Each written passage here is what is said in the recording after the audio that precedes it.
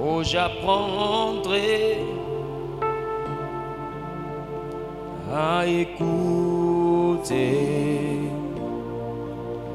la voix du bon berger. Quand je l'entends, oui, je comprends qu'il a payé pour ma liberté. Quand je t'ouvre mon cœur, je te vois, Seigneur. Quand je t'ouvre mon cœur, je t'entends me parler. Et ta loi dans mon cœur, toujours demeure. Et ta vie à chaque heure coule comme un torrent. coule comme un torrent. Quand je t'ouvre mon cœur, Quand je t'ouvre mon cœur, je te vois. je vois, Seigneur. Quand je t'ouvre mon cœur, Je t'entends je t'entends me parler. et ta loi Et ta loi dans mon cœur coule comme un torrent. toujours demeure. Et ta vie à chaque heure Coule comme un torrent. coule comme un torrent. Coule, Coule, coule comme un torrent. coule comme un torrent. Ta vie en moi, Rabbi, Coule, coule comme un torrent. coule comme un torrent. Si je me tais, oh j'apprendrai Oh, j'apprendrai à écouter à écouter la voix du bon berger. la voix du bon berger. Quand je l'entends, Oh, je l'entends.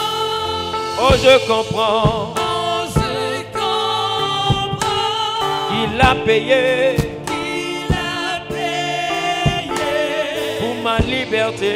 pour ma liberté. Quand je t'ouvre mon cœur, Quand je t'ouvre mon cœur, je te vois. Seigneur.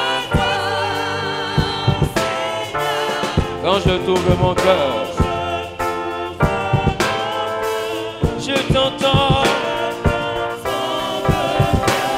Et ta loi, papa, toujours. Et ta vie coule comme un torrent. Coule,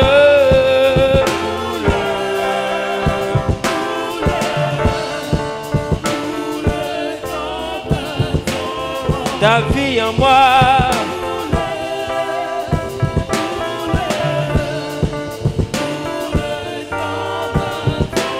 Ton esprit en moi.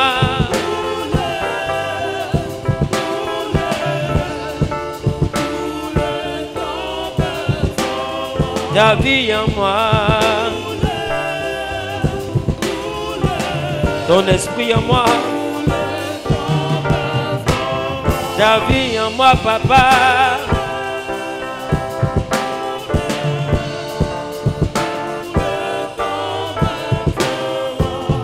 Tu vas élever la voix et tu vas dire à Dieu, Seigneur, prends contrôle et que ta vie coule en moi. J'ai besoin que ton esprit me remplisse. Il lève la voix, il parle à Dieu. Il lève la voix, il parle à Dieu.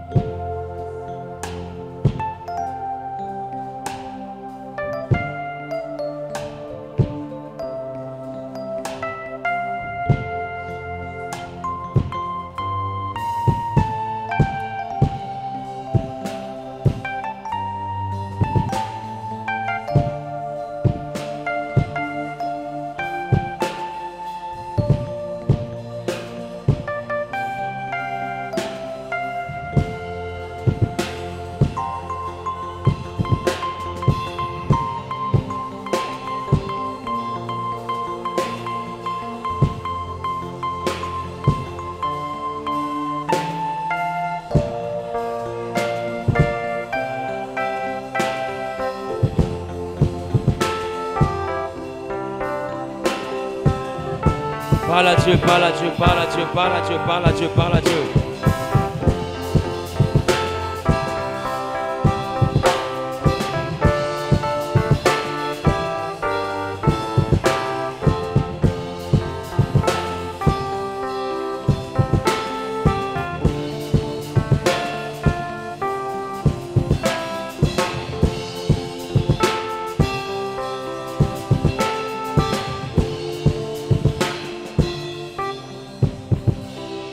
Alléluia.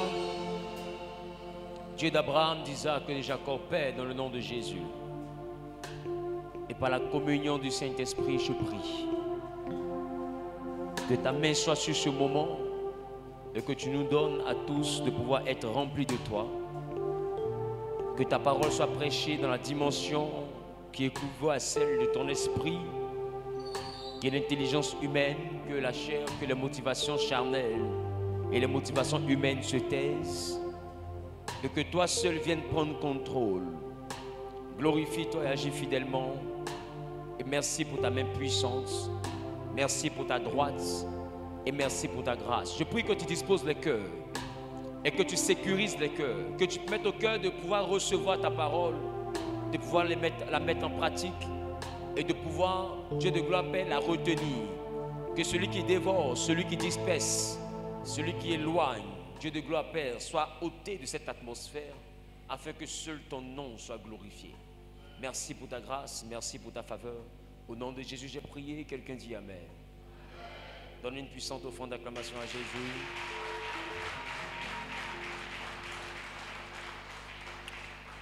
Amen. Assieds-toi sur la tête de tes ennemis.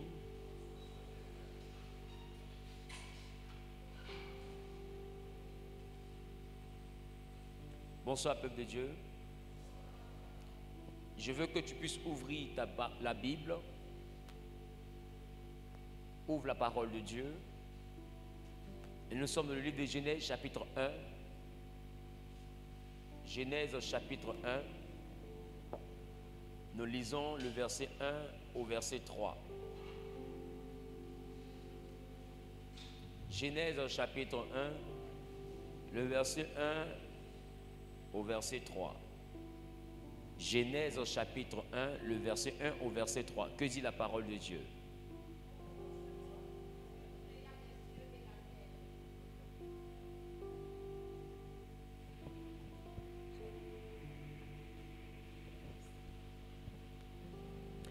Au commencement, Dieu créa les cieux et la terre. Au commencement, Dieu créa les cieux et la terre.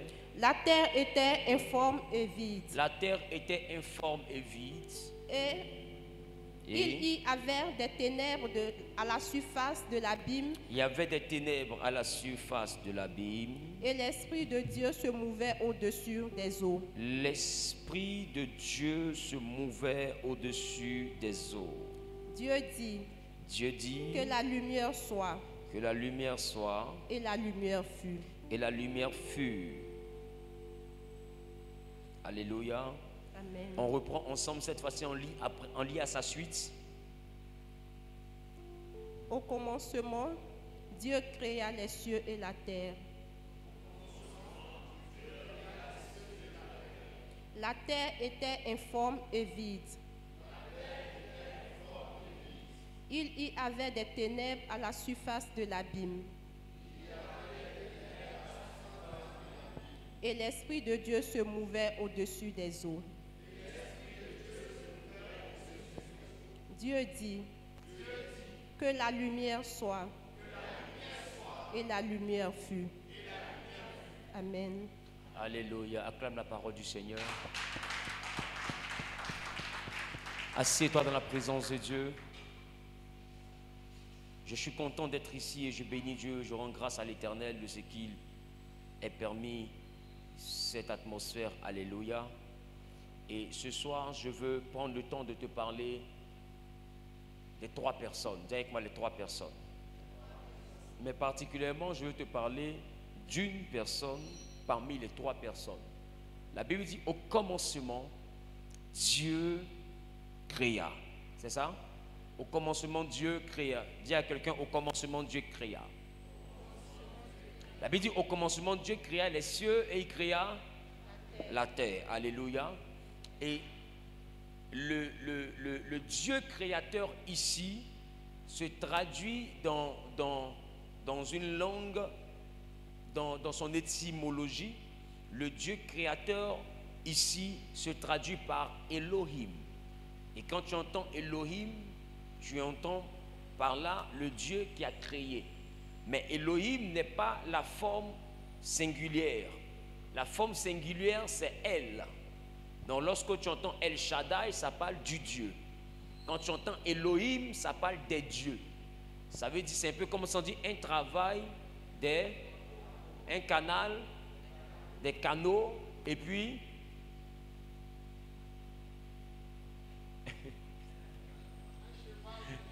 un animal, un cheval, donc Elohim, c'est la version plurielle, d'accord? La version plurielle d'un Dieu singulier.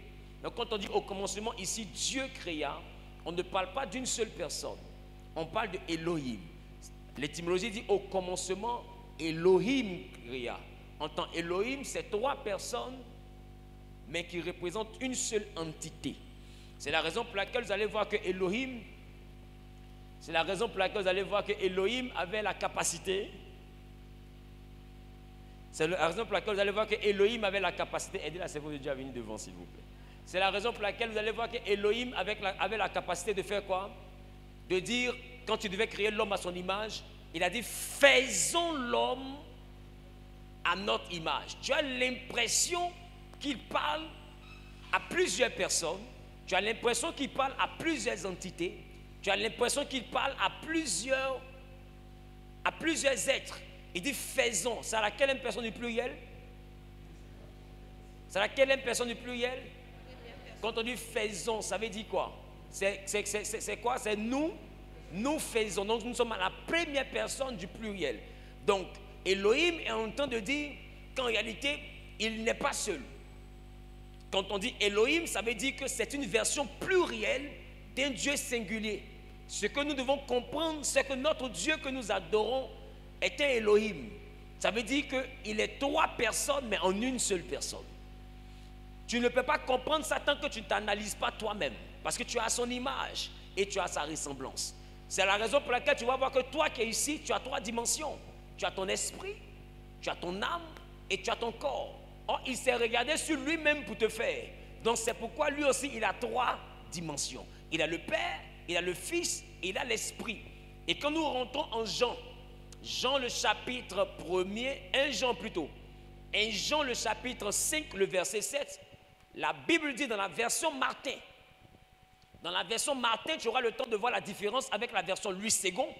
Mais dans la version Martin, la Bible dit, car il y en a trois dans le ciel qui rendent témoignage, le Père, la parole, c'est-à-dire le Fils, parce que Jean dit, la parole s'est faite chair en Jean chapitre 1, c'est ça? C'est ça ou pas?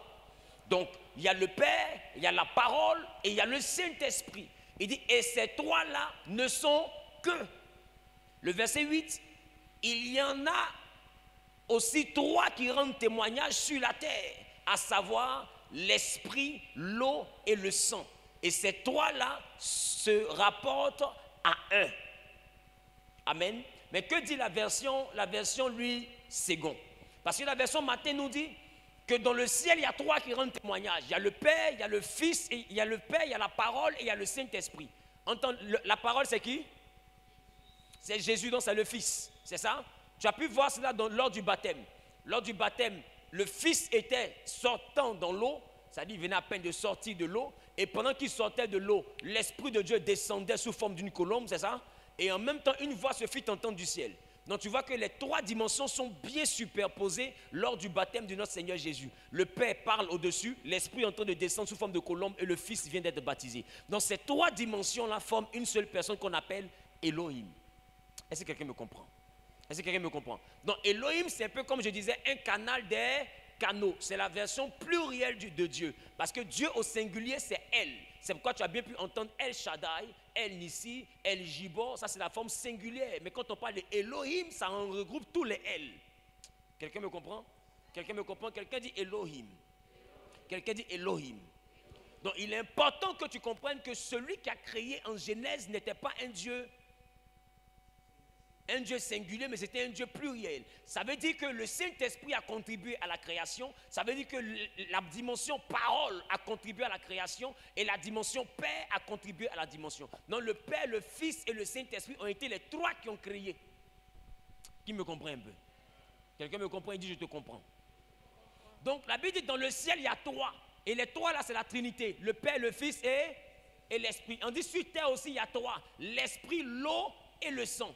Mais le verset 8 là-bas dit quoi chez toi? En 8 secondes. L'esprit, l'eau et le sang. L'esprit, l'eau et le sang, c'est ça? Mais le verset 7 aussi dit quoi?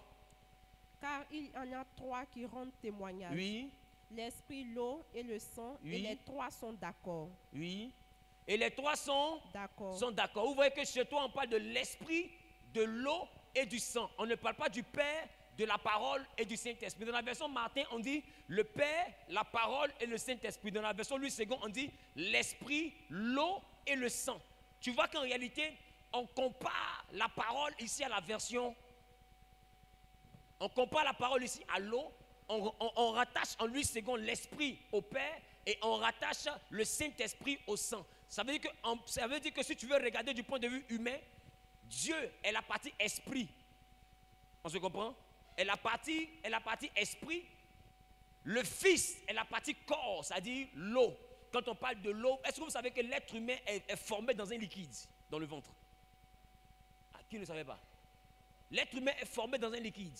Or, la Bible dit que la terre elle-même que tu vois a été tissée dans de l'eau. Elle est sortie de l'eau. Ça veut dire qu'en réalité, l'eau, c'est ce qui donne naissance au physique. Donc, quand on parle de l'eau, on parle de celui qui s'est fait chair parmi les trois personnes.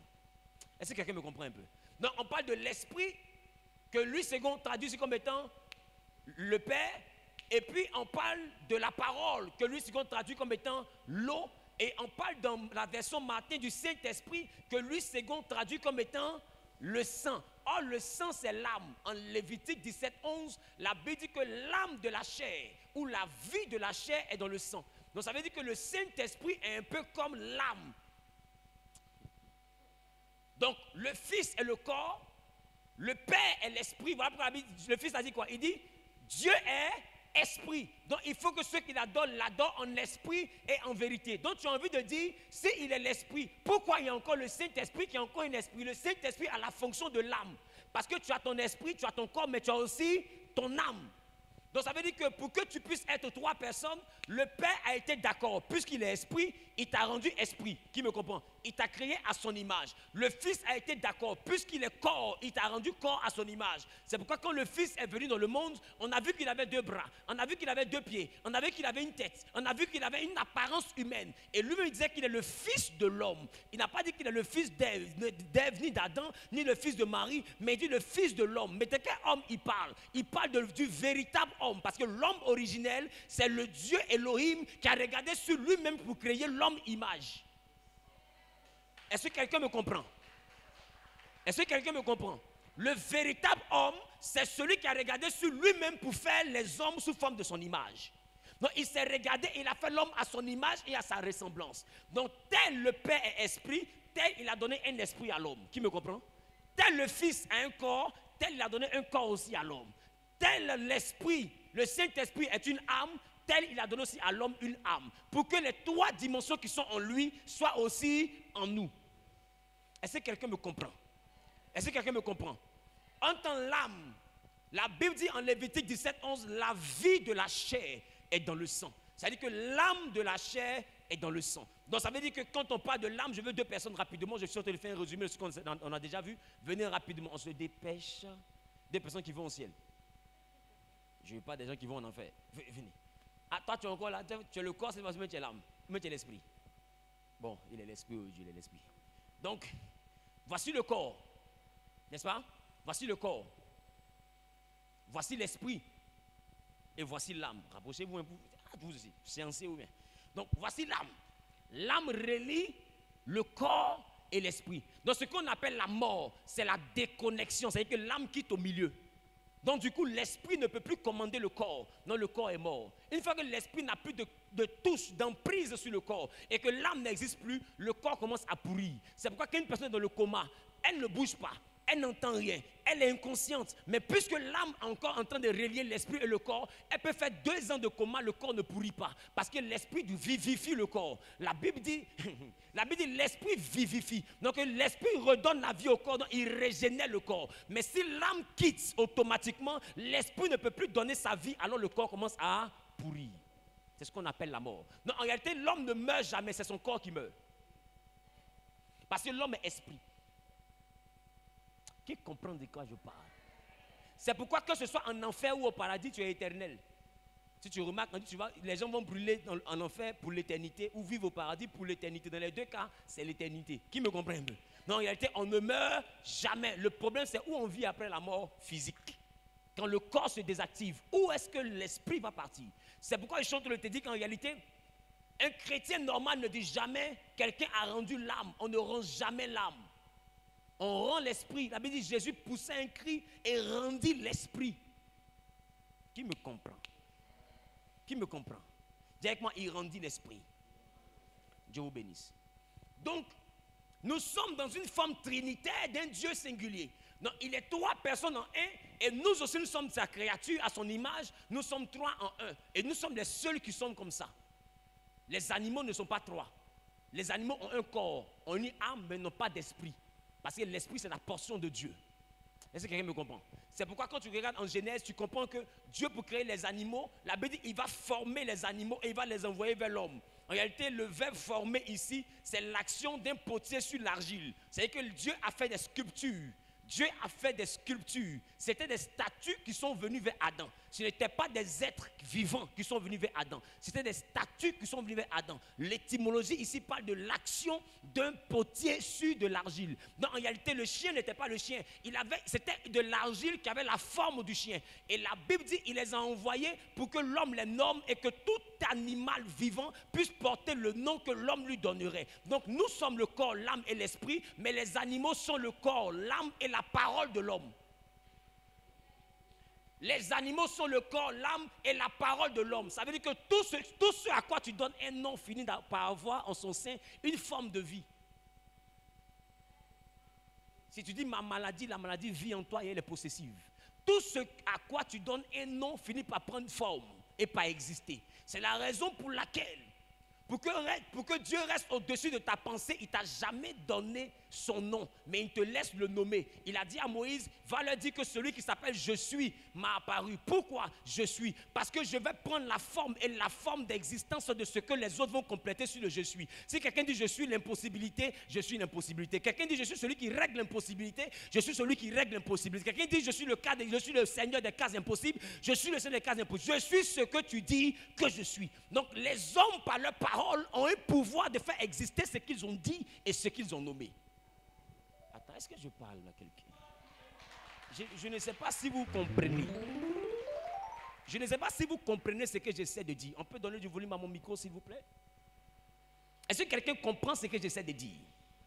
Donc, les animaux sont arrivés sous forme de statue. Et quand Adam regarde le chien, puis il dit, lui, là, on l'appellera chien. Alors le chien commence à bouger. Mais il bouge pour rester qu'un chien. Il ne bouge pas pour être autre chose. Voilà pourquoi, pour que les hommes soient autre chose, Dieu forme le corps, mais il ne reste pas au niveau de format. Il fait ce qu'on appelle créa. Créa qui est la version esprit. Ça veut dire qu'il nous donne une intelligence. Or, les animaux ont un instinct, ils n'ont pas d'esprit. Qui me comprend? Les animaux ont un instinct, ils n'ont pas d'esprit. Et parce qu'ils ont une âme, ils ont une mémoire. Faire quelque chose chez un chien, quand il te voit, il se rappelle. Frappe, si tu as eu un chien, frappe-le, va au travail et puis reviens. Tu fais pas attention, il te regarde et puis tu sens qu'il se méfie de toi un peu. Est-ce que le palabre est vraiment fini? Pourquoi? Parce qu'il a une âme. En tant l'âme, c'est un peu comme la boîte noire d'un avion. C'est ce qui garde tous les souvenirs, tout ce qu'on a vécu. Et les animaux ont une âme, mais ils n'ont pas d'esprit. Les seuls qui ont un esprit, c'est ceux qui sont à l'image de Dieu, parce que Dieu est. Alléluia. Dis avec moi, j'ai un esprit. Donc, vous voyez qu'on parle en réalité de l'esprit, du corps et de l'âme. Donc celui qui est un homme spirituel ne dit jamais j'ai un corps, j'ai une âme et j'ai un esprit. Non, tu n'es pas un corps, âme et esprit, tu as un esprit, âme et corps. Quand tu as un corps, âme et esprit, c'est que tu imposes les attitudes de ton corps à ton âme et ton âme impose ses réalités à ton esprit. Mais quand tu es esprit, âme et corps, c'est-à-dire que l'esprit domine l'âme et l'âme domine le corps. Donc l'âme ne peut pas s'imposer à l'esprit. Donc celui qui vit par l'esprit n'obéit pas aux œuvres de la chair. Parce qu'il est esprit. Il faut considérer d'abord ta dimension esprit.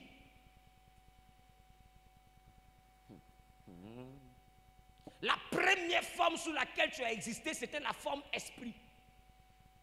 Voilà pourquoi il dit Dieu créa au chapitre 1 de Genèse, mais au chapitre 2, la Bible dit Dieu forma un corps.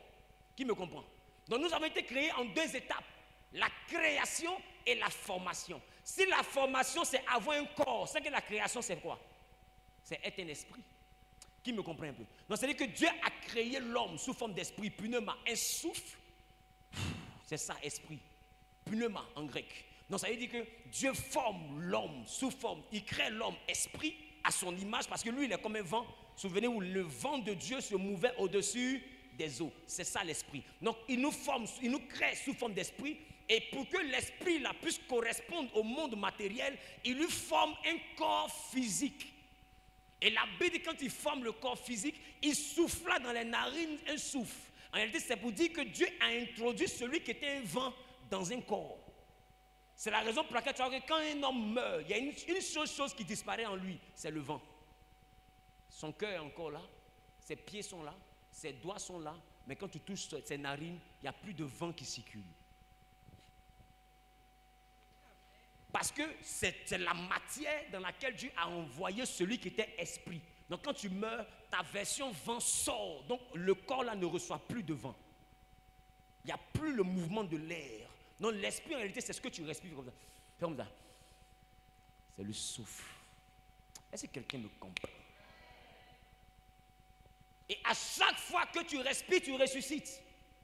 La science même n'a-t-elle pas dit que lorsque nous respirons, que nous mettons à faire le premier mouvement de la respiration, qui est l'inspiration, nous prenons de l'air de l'extérieur vers l'intérieur. Et qu'est-ce que cette air-là fait? Elle rentre sous forme réellement d'oxygène, c'est pas ça? Récupère toutes les toxines du corps et ressort sous forme de dioxyde de carbone, CO2, c'est pas ça? Donc ça rentre en O2 et ça sort en CO2. CO2 est quelque chose qu'on ne peut pas respirer. Voilà pourquoi il est interdit de rester dans un endroit fermé qui n'a pas d'ouverture. Pourquoi? Parce que le CO2 est toxique.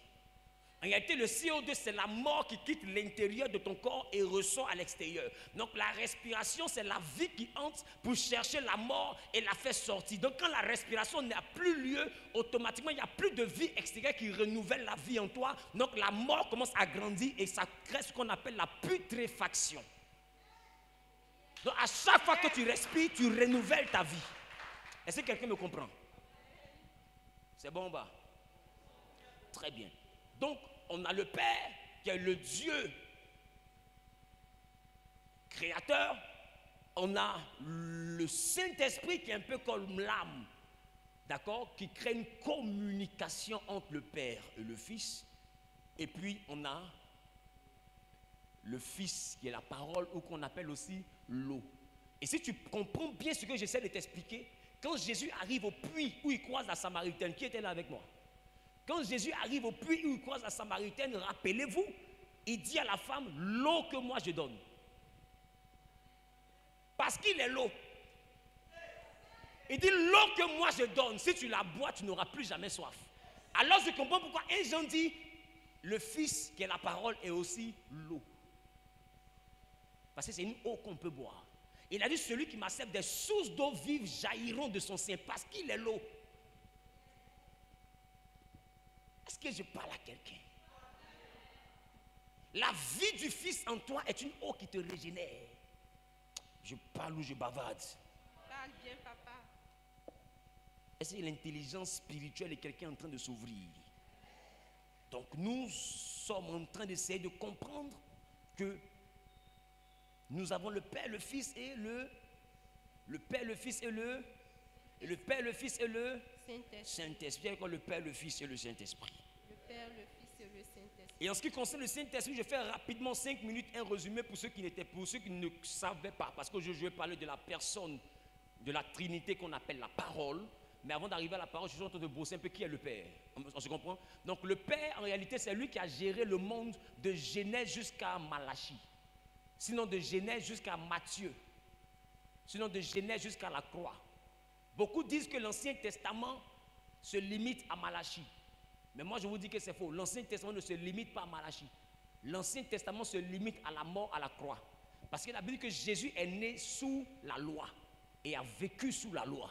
C'est-à-dire que quand Jésus existait et que Marie portait l'enfant, la loi était encore présente. C'est pourquoi ils ont dû présenter l'enfant au temple avec les tourterelles, les pigeons, comme la loi demandait. Parce qu'il était encore sous la loi. Est-ce que quelqu'un me comprend un peu? Donc Jésus est mort, il a vécu sous la loi. Mais c'est la mort de Jésus qui a engendré la grâce. Donc aussi longtemps que Jésus ne meurt pas, on n'est pas dans le Nouveau Testament, on est dans l'Ancien Testament. Est-ce que quelqu'un me comprend? La nouvelle création vient lorsque Jésus rend l'esprit et qu'il ressuscite d'entre les morts. Alors c'est maintenant une nouvelle ère qui est l'ère de la nouvelle naissance. Et à ceux qui l'ont reçu, le pouvoir a été donné de devenir maintenant enfants de Dieu. Pourquoi? Parce qu'il a été immolé, l'agneau qui ôte le péché du monde. Aussi longtemps que l'agneau n'est pas immolé, le péché du monde n'est pas ôté. Donc on n'est pas dans la nouvelle alliance. Qui comprend? C'est pourquoi en Apocalypse, Jean dans la vision a vu un agneau qui avait été immolé, qui était couché dans le trône de Dieu. C'est-à-dire qu'aussi longtemps qu'il n'est pas immolé, il n'est pas couché dans le trône de Dieu. Et c'est parce qu'il a été immolé qu'il a eu le nom au-dessus de tout nom. Et c'est qu'il est revenu d'entre les morts qu'il a dit à ses disciples, tout pouvoir maintenant m'a été donné dans le ciel, sur la terre et sous la terre. C'est-à-dire qu'avant sa résurrection, il n'avait pas le pouvoir dans tous ces endroits. Donc le Nouveau Testament commence quand Jésus ressort du tombeau. Je parle ou je bavarde?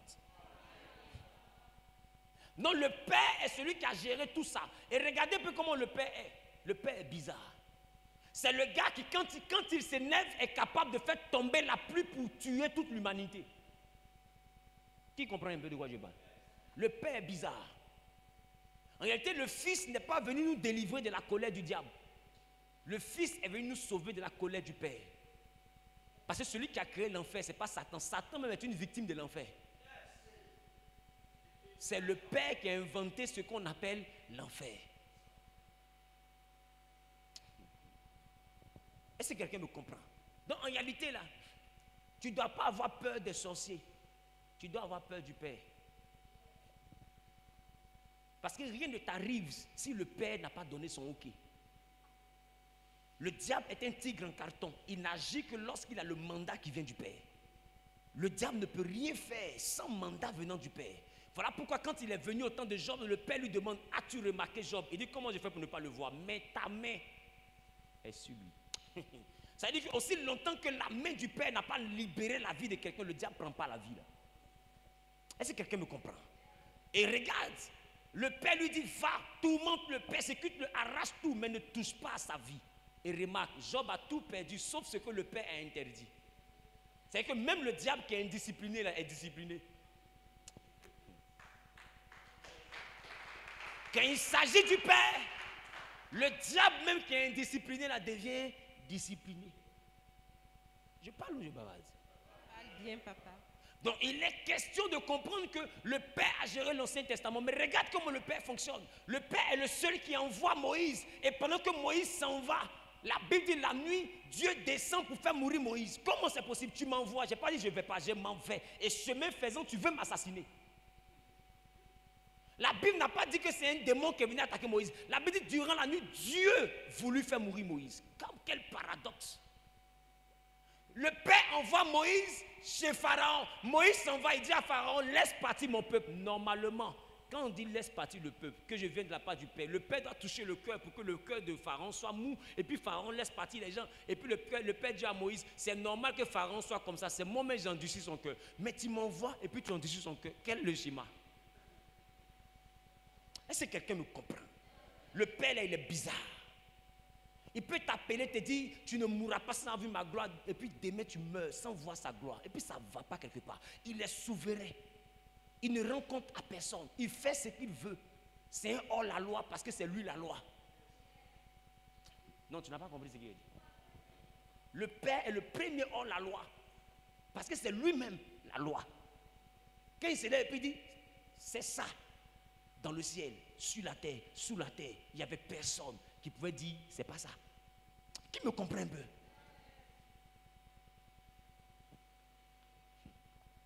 Ah, Jésus est bon. Je t'ai dit, tu déposes le Père, tu déposes Jésus, je pense Jésus. Je ne veux pas le Père. Le monsieur, il est bizarre. Le Père est risqué. Tu ne sais jamais à quel moment il te tue. Il se passe, on se comprend. C'est pourquoi dans le tribunal du Père, c'est le Fils Jésus qui est notre avocat. Pourquoi? Parce que le diable est le procureur, c'est-à-dire il est accusateur. Le Fils est notre avocat, il est défenseur. Et le Père, le juge, il tranche. Et bizarrement, à chaque fois que le Père a rencontré le diable, que le diable a donné un argument, bizarrement, le Père a opté pour l'argument du diable. Job est droit, juste, intègre, il craint Dieu, il se détourne du mal. Le diable propose qu'on le tourmente, Dieu dit va. Jusqu'à Job même est étonné, il dit, mais qu'est-ce que j'ai fait? Dieu dit, tu veux discuter mes ordres? Connais-tu les lois du ciel? Adama. J'ai dit que tu fais quelque chose qui n'est pas correct. Et puis c'est vrai, ce n'est pas correct. Mais dans sa souveraineté, tout ce qu'il fait est bon. C'est ça qu'on appelle la volonté souveraine de Dieu. La dimension où même ta souffrance concourt au bonheur. Pourquoi? Parce que Dieu l'a décidé. Ce qu'on appelle la bonté de Dieu, c'est sa volonté. Si sa volonté décide que tu sois chômeur, tu te mets à genoux et tu dis, Seigneur, merci pour mon chômage, parce que c'est bon. Tu ne peux pas craindre Dieu si tu ne comprends pas sa souveraineté. Si tu n'as pas dit que c'est bon, il peut enlever le chômage là. Comme le chômage n'est pas bon, je te donne cancer pour compléter. Jusqu'à ce que toi-même tu t'asseyes pour dire, Seigneur, c'est bon. Qui me comprend? Le Père ne négocie rien. Le Père s'impose. Le Père rancunier. Le Père orgueilleux. Voilà pourquoi il n'aime pas les orgueilleux. Lisez l'Ancien Testament, il frappe sa poitrine, il dit, je suis l'Éternel, c'est là mon nom. Je ne partage pas ma gloire avec un homme, ni mon honneur avec une idole. Il dit, de génération en génération, on m'appellera l'Éternel. Souvenez-vous, c'est moi qui vous ai fait sortir d'Égypte. C'est le gars qui aime la talakou. C'est pourquoi même quand David était un pécheur, le Père l'aimait, parce que David était le seul qui savait breaker Dieu. Qui me comprend? David était un mauvais garçon, mais quand le Père a voulu, quand le Père l'a regardé, il dit, tu es l'homme selon mon cœur. Parce que quand tu lis les psaumes de David, tu sens que David n'était pas simple. Sa manière de parler au Père était particulière. Et quand il parle au Père, le Père lui-même se sent particulier. Est-ce que quelqu'un me comprend? Mais un jour, David dit, je vais construire la maison de Dieu. Le Père dit, mon ami, c'est pas parce que tu me parles bien que tu vas penser que tu es bien. En réalité, tu es un assassin. Aïe, il y a ça dedans. Tu m'aimes, mais tu me dis, c'est pas parce que je t'aime que tu es bien. C'est-à-dire que le Père peut aimer quelqu'un qui n'est pas bien. Le Père peut aimer quelqu'un qui n'est pas bien parce qu'il y a quelque chose dans la vie de cet homme-là qui le séduit. Et lui, mais il sait que tu n'es pas bien, mais il marche avec toi.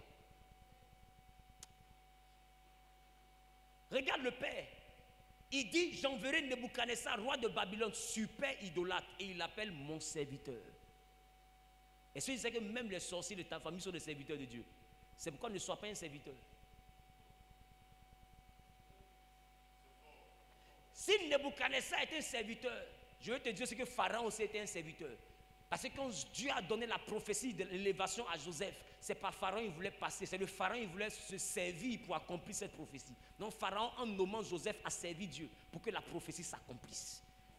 Tout le monde sait le Père. Même quand il a voulu éprouver Job, c'est le diable qui a servi cette volonté. Quand il voulait tuer Akab, c'est un esprit de mensonge qu'il a utilisé. Le Père est bizarre. Il est tellement bizarre que quand le Fils est venu, c'est pour nous protéger du Père. Je parle à quelqu'un ou pas? Je parle à quelqu'un ou pas? Tu parles bien, papa. Celui pour lequel nous sommes ici rassemblés, ce n'est pas le Père, c'est le Fils. Parce que le Fils est le seul que le Père connaît et reconnaît. C'est pourquoi il dit, tout ce que vous allez demander à mon Père, au Père en mon nom. C'est pour dire que tout ce que tu dis, c'est pas ça le Père écoute. C'est mon nom que tu mets dessus, il va écouter. Sinon, toi, il n'a rien à faire, toi. Et c'est pas ça, le Père est bizarre. C'est Jésus qui est notre salut. C'est voilà pourquoi Jésus est notre Seigneur. Dis Seigneur Jésus, tu es mon Seigneur. Dis Jésus, tu es mon Seigneur. Dis Jésus, tu es mon Seigneur. Jésus, tu es mon Seigneur. Je parle ou je bavarde. Parle bien, papa. Donc, on a parlé du Saint-Esprit et je te donne un résumé rapidement en ce qui concerne le Saint-Esprit. Qui est le Saint-Esprit? J'ai dit que le Saint-Esprit est Dieu. Jean chapitre 4, le verset 24, Dieu est esprit. Le Saint-Esprit est Dieu. 2 Corinthiens chapitre 3, le verset 17. Or, le Seigneur, c'est l'esprit. Et là où est l'esprit du Seigneur, là est la liberté. Pour ceux qui notent, même bien entendu. Donc, le Saint-Esprit est Dieu. Jean chapitre 4, le verset 24. 2 Corinthiens chapitre 3, le verset 17. Le Saint-Esprit est une personne de la Trinité. Matthieu chapitre 28, le verset 19. Allez et faites de toutes les nations des disciples, les baptisant au nom du Père, du Fils et du Saint-Esprit. Donc c'est une personne de la Trinité. Après, troisième point, le Saint-Esprit est la première personne mentionnée dans la Bible qui se manifestait sur la terre. Au commencement, Dieu créa le ciel et la terre. L'Esprit de Dieu se mouvait au-dessus des eaux. Il est la première personne qui a commencé à fonctionner sur la terre. Donc, il est très ancien en ce qui concerne la terre. Il connaît la terre parce qu'il était là. Il était le premier à l'avoir visitée quand elle ne ressemblait à rien. Donc, il est le seul qui peut te montrer les trésors cachés et les richesses enfuies de la terre. Parce qu'il la maîtrise. Il l'a exploré quand toi-même tu ne savais même pas qu'elle allait exister. C'est pourquoi il est important de marcher avec le Saint-Esprit et de marcher par le Saint-Esprit. Je parle ou je bavarde? Et là, tu es en Genèse chapitre 1, le verset 1 à 2. Et le Saint-Esprit est l'Esprit de Dieu et de Jésus. Je vous ai dit tout à l'heure que le Saint-Esprit était comme l'âme. Donc c'est l'âme de Jésus et c'est l'Esprit de Dieu. Quand tu regardes ton corps, l'esprit qui est en toi, si tu t'appelles Matthias, c'est l'esprit de Matthias. S'il y a une âme, c'est l'âme de Matthias. Si c'est un corps, c'est le corps de Matthias. Dans le jour où Matthias rend l'esprit à Dieu, qu'on dit qu'il est mort chez les hommes, c'est son corps qui est dans le casier à la morgue, mais son âme est quelque part et son esprit est quelque part. Qui me comprend un peu? Et s'il est mort de sorcellerie, son corps est à la morgue, son âme est devenue un poulet que quelqu'un a mangé dans le monde spirituel, et puis son esprit est reparti à Dieu. Donc ça veut dire que quelqu'un peut dire, j'ai tué Matthias. Et tu te diras, mais comment? Il dit, non, Matthias va mourir. Puis effectivement, Matthias meurt. Qui me comprend un peu? Mais ce n'est pas le corps de Matthias qu'ils ont tué, c'est l'âme de Matthias qu'ils ont tué. Mais en touchant l'âme, ils ont touché Matthias. Ça veut dire qu'en réalité, Matthias, il vit devant toi par un corps, mais il existe au-devant de toi par un esprit et devant Dieu, par une âme, et au-devant de Dieu par un esprit. Donc, il est trois personnes, mais qui sont interconnectées. Je parle à quelqu'un ou pas? Donc, le Saint-Esprit est un peu comme l'âme. C'est pas ça? Et l'âme appartient à Matthias. Donc c'est l'âme de l'esprit de Matthias, c'est aussi l'âme du corps de Matthias. Qui me comprend? Donc si cette âme-là quitte Matthias, l'esprit et le corps ne peuvent plus se joindre. Qui me comprend un peu? Quelqu'un comprend bien ce que je dis? Donc c'est normal que le Saint-Esprit soit en même temps à Jésus, qui est le corps, et à Dieu, qui est esprit. Parce que le Saint-Esprit, il a la fonction du sang, et dans le sang, il y a ce qu'on appelle l'âme. Alléluia. C'est bon ou pas? C'est bon ou pas? Et là, tu es en Actes des Apôtres, chapitre 2, le verset 17. Dans les derniers jours, dit Dieu, je répandrai de mon esprit sur toute chair. Vos fils et vos filles prophétiseront, etc. Et ce même verset-là est en Joël, chapitre 2, le verset 28. Alléluia. Actes des Apôtres, chapitre 2, le verset 17, ou Joël 2, 28. Et tu peux avoir aussi Actes des Apôtres, chapitre 16, le verset 6. Ayant été empêchés par le Saint-Esprit d'annoncer la parole dans l'Asie, ils traversèrent la Phrygie et le pays de Galatie. Arrivés près de la Mysie, ils se disposaient à entrer en Bithynie. Mais l'Esprit de Jésus ne leur permit pas. Donc vous voyez, dit, ayant été empêchés par le Saint-Esprit, mais on termine par dire l'Esprit de Jésus. Donc tu vois qu'en réalité, le Saint-Esprit est aussi l'Esprit de qui? Donc on peut l'appeler l'Esprit de Jésus, comme on peut l'appeler le Saint-Esprit, comme on peut l'appeler l'Esprit de Dieu. Qui me comprend un peu? Donc ça veut dire qu'il appartient à ces deux portions. Amen. Donc tu peux l'appeler l'Esprit de Dieu parce qu'il appartient aussi à Dieu. Tu peux l'appeler l'Esprit de Jésus parce qu'il est aussi à Jésus. Ton âme est à ton corps, ton âme est à ton esprit. Qui me comprend un peu? Et puis tu peux l'appeler le Saint-Esprit, qui est son nom originel. Donc il reste une personne. Autre point, le Saint-Esprit est une personne entière. En dehors d'être une personne de la Trinité, c'est une personne entière. Et ça, je veux parler de sa personnalité. C'est-à-dire que le Saint-Esprit a des émotions. C'est pourquoi la Bible peut dire dans le livre de Éphésiens, chapitre 4, le verset 30, n'attristez pas le Saint-Esprit. On peut attrister quelqu'un lorsque cette personne-là a des émotions. C'est-à-dire que le Saint-Esprit a son point de vue. Le Saint-Esprit a ce qu'il pense de toi. Le Saint-Esprit a ce qu'il veut faire avec toi. Et le Saint-Esprit, quand même il t'appelle, il ne t'impose rien. Il ne te pousse pas plus loin que l'appel tant que tu ne lui donnes pas l'autorisation. Il a appelé Samuel 3 fois. Samuel allait vers Élie, qui était là ce jour-là. Après encore Samuel allait vers Élie. Après encore Samuel allait vers Élie. La Bible dit, Élie va reconnaître que c'est l'Esprit de Dieu qui a appelé l'enfant. Et il va lui dire, si tu repars, dis à l'Esprit de Dieu, parle Seigneur, ton serviteur écoute. Et quand il a donné cette formule, automatiquement le Saint-Esprit a parlé. Aussi longtemps qu'il ne donnait pas cette phrase, c'est son nom seulement qui allait sortir. Pourquoi? Parce que le Saint-Esprit ne va pas plus loin avec toi tant que tu ne lui donnes pas la permission. C'est pourquoi il peut t'appeler. Tant que tu ne réponds pas à l'appel, il ne fera rien avec toi. Les gens viennent te dire, tu es appelé, tu es une servante de Dieu, tu es un serviteur de Dieu. Mais ça, il attend en réalité ton autorisation. Il ne brigande rien parce qu'en chacun, il a mis ce qu'on appelle le libre arbitre. La capacité de choisir et de décider. Aussi longtemps que tu ne donnes pas la permission de parler, il ne fera que t'appeler pour t'envoyer à comprendre qu'il veut te parler. Maintenant, c'est à toi de lui permettre cette communication. Est-ce que je parle à quelqu'un ou pas? Donc, que tu sois ici, comprends qu'il t'a appelé, maintenant c'est à toi de l'autoriser à parler. Non, il ne faut pas attrister le Saint-Esprit. Le Saint-Esprit a une émotion. Actes des Apôtres, chapitre 13, le verset 20, le verset 2 plutôt. La Bible dit le Saint-Esprit parle. Pourquoi? Il dit, mettez-moi à part Paul et Barnabas pour l'œuvre à laquelle je les ai appelés. Donc, c'est-à-dire que le Saint-Esprit dit, mettez-moi à part. C'est-à-dire que le Saint-Esprit parle. Alléluia. Et je vais te faire comprendre. Si tu n'es pas baptisé du Saint-Esprit, tu n'es pas enfant de Dieu.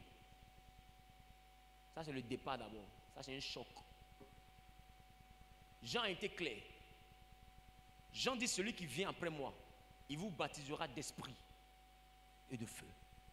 Le baptême du Saint-Esprit, c'est la véritable, c'est le cachet de la nouvelle naissance. Voilà pourquoi Jésus va dire à Nicodème, si un homme n'est pas baptisé d'eau et d'esprit, il ne peut entrer dans le royaume de Dieu. Donc il y a le baptême d'eau et il y a le baptême d'esprit pour entrer dans le royaume. Et Nicodème va dire, mais comment je fais pour naître de nouveau, moi qui suis vieux? Il dit, mais je te parle des choses d'en bas, tu n'as pas encore compris. Et si je te parle des choses d'en haut? Et c'est là qu'il lui dit, si un homme ne naît d'eau et d'esprit, ça veut dire que tu es baptisé dans l'eau. Mais il dit, ça veut dire que c'est un ajout. Ça veut dire que l'eau plus esprit, plus l'esprit donne le royaume. Qui me comprend? Il n'a pas dit l'eau ou l'esprit. Il dit d'eau et d'esprit. Donc, c'est-à-dire que tu dois avoir le baptême de l'eau et tu dois avoir le baptême de l'esprit pour avoir accès au royaume. Donc, toi qui es sorti de l'eau et qui ne prie pas pour avoir le baptême de l'esprit, tu ne rentreras pas dans le royaume. Sois choqué, mais c'est ça.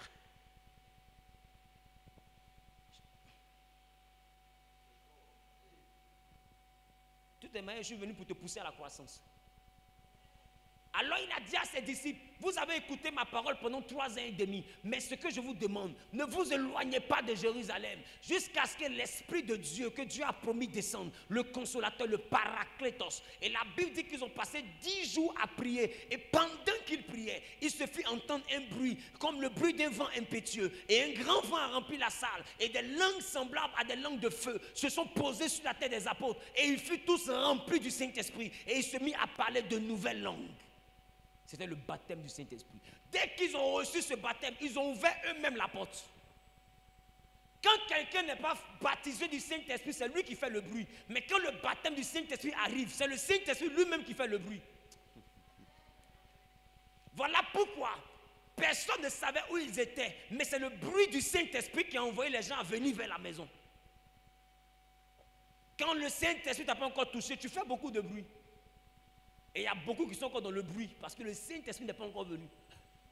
Donc ils se disent qu'en criant, ils vont effrayer les sorciers. Le feu! Le feu! Tu ne les effraies pas. Ils n'ont pas peur de tes cris. Ils n'ont pas peur de tes jeûnes. Ils ont peur du feu du Saint-Esprit. Si tu ne l'as pas, tu as une cymbale qui retentit. N'en déplaise à ceux qui pensaient qu'ils étaient chrétiens. Si un homme n'est pas baptisé d'eau et d'esprit, alors même quand Jésus, qui est notre modèle, celui qu'on doit imiter, s'est fait baptiser, souvenez-vous, il était baptisé d'eau. À peine il est sorti, il a été baptisé d'esprit. L'esprit est venu se poser sur lui.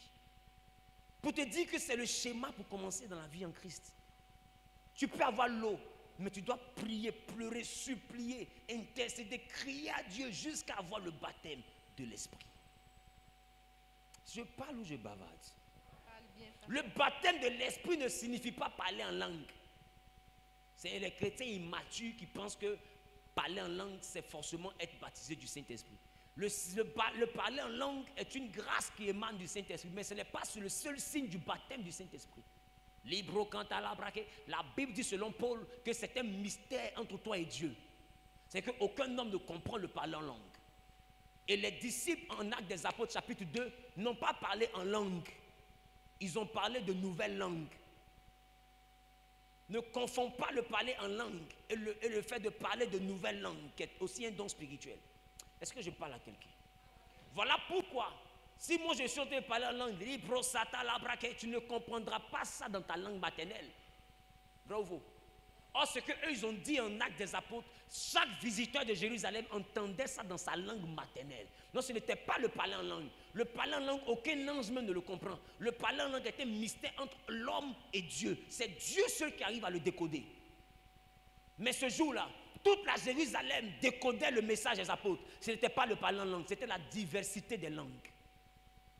Ça veut dire quoi? Je parle en français, tu es anglophone, tu entends en anglais. Il est chinois, il comprend ça en chinois. Il est vietnamien, il comprend ça en vietnamien. Il est ukrainien, il comprend en ukrainien. S'il est russe, il comprend ça en poutine. Qui me comprend un peu?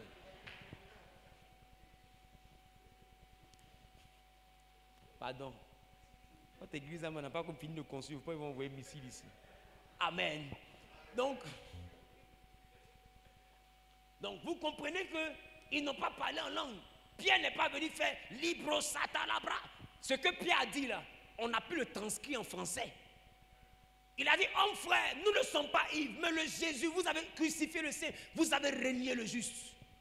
C'est ce qu'il a dit en hébreu là, ou en araméen là. C'est ça que chacun a entendu dans sa langue maternelle.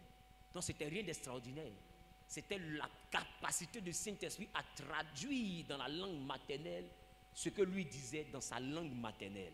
Qui me comprend? Donc tu peux être baptisé du Saint-Esprit sans faire libro sakatabra. Ne dis pas comme je ne parle pas en langue, donc je ne suis pas baptisé du Saint-Esprit. C'est de l'immaturité. Je parle à quelqu'un. Mais quand le Saint-Esprit descend et qu'il te baptise, il te remplit toujours une capacité surnaturelle. Il y a un dépôt qui pose. Ça peut être le miracle, ça peut être la guérison, ça peut être la prophétie. Mais il y a quelque chose qui te donne comme un cachet pour dire effectivement je t'ai touché. Est-ce que quelqu'un me comprend? Et il y a diversité de langues, il y a diversité de dons et plusieurs manifestations, mais il y a un seul esprit. Non, à chacun est donné par l'esprit. Non, ça veut dire que chacun reçoit une forme de manifestation lors de son baptême. Moi, je peux recevoir Kori Brasa Katabra, qui est la langue mystérieuse de Dieu. Toi, tu peux recevoir la diversité des langues. Quelqu'un d'autre peut recevoir la prophétie quand Dieu le baptise. Un autre peut recevoir le don de miracle. Un autre peut recevoir le don des guérisons. Un autre peut recevoir la foi comme don spirituel. Un autre peut recevoir la parole de connaissance. Un autre peut recevoir la sagesse. Mais c'est le même esprit qui opère tout ça en chacun, les distribuant à chacun comme il veut. Je parle à quelqu'un ou pas? Donc un chrétien qui ne manifeste pas au moins un don spirituel, c'est un handicapé céleste. Parce que le Saint-Esprit commence par déposer en toi un don. Tu peux manifester tous les dons, c'est possible. Ah oui, oui, tu peux. Tu peux.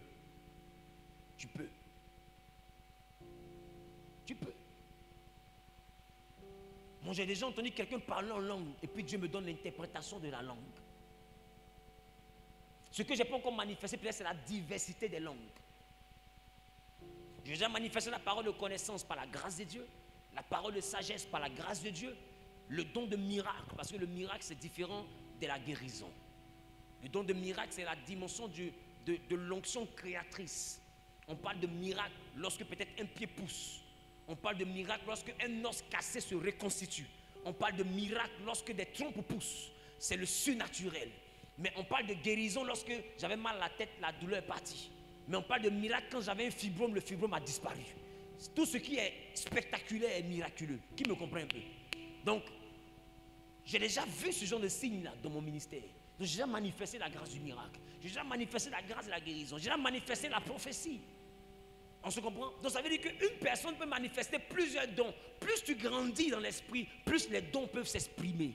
Mais à l'origine du baptême, il y a un don d'abord qui pose en toi. Mais il peut te baptiser en te donnant plusieurs dons. Il le fait comme il veut. La Bible les distribue à chacun comme il veut. Donc s'il t'a donné un don, ne te plains pas, c'est la dimension de son baptême. Tu peux maintenant aspirer au don pour qu'il complète ton don qu'il t'a donné.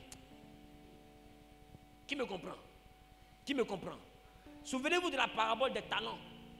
Des hommes ont eu plusieurs talents. Un autre a eu 2 talents. Il dit comme mes talents sont petits, je m'en vais enterrer. Mais les autres, ils ont pris, ils ont fait des affaires, ils ont fructifié. La Bible dit quand ils sont revenus, ils ont présenté à celui qui leur avait donné leur talent. Et puis ils ont vu que le gars a vu que les gens avaient multiplié ce qu'il leur avait donné. Mais qu'est-ce qui s'est passé? La Bible dit que Jésus va dire, ils ont arraché les 2 talents de celui qui avait enterré pour donner à ceux qui ont travaillé. Pourquoi? Il dit on arrachera à celui qui n'a pas, et à celui qui en a, on ajoutera sur ce qu'il a. Pourquoi? Parce que Dieu veut que tu travailles avec le don. Le peu que tu as, même si c'est le don de vision, travaille pour le développer. Quand Dieu va voir que tu aimes les choses de l'esprit, il va compléter à la vision la parole de connaissance. Après il va compléter à la parole de connaissance la parole de sagesse. Plus tu le cherches, il complétera la prophétie. Après il complétera le miracle, il complétera la guérison. Parce qu'il voit que tu aspires au don spirituel.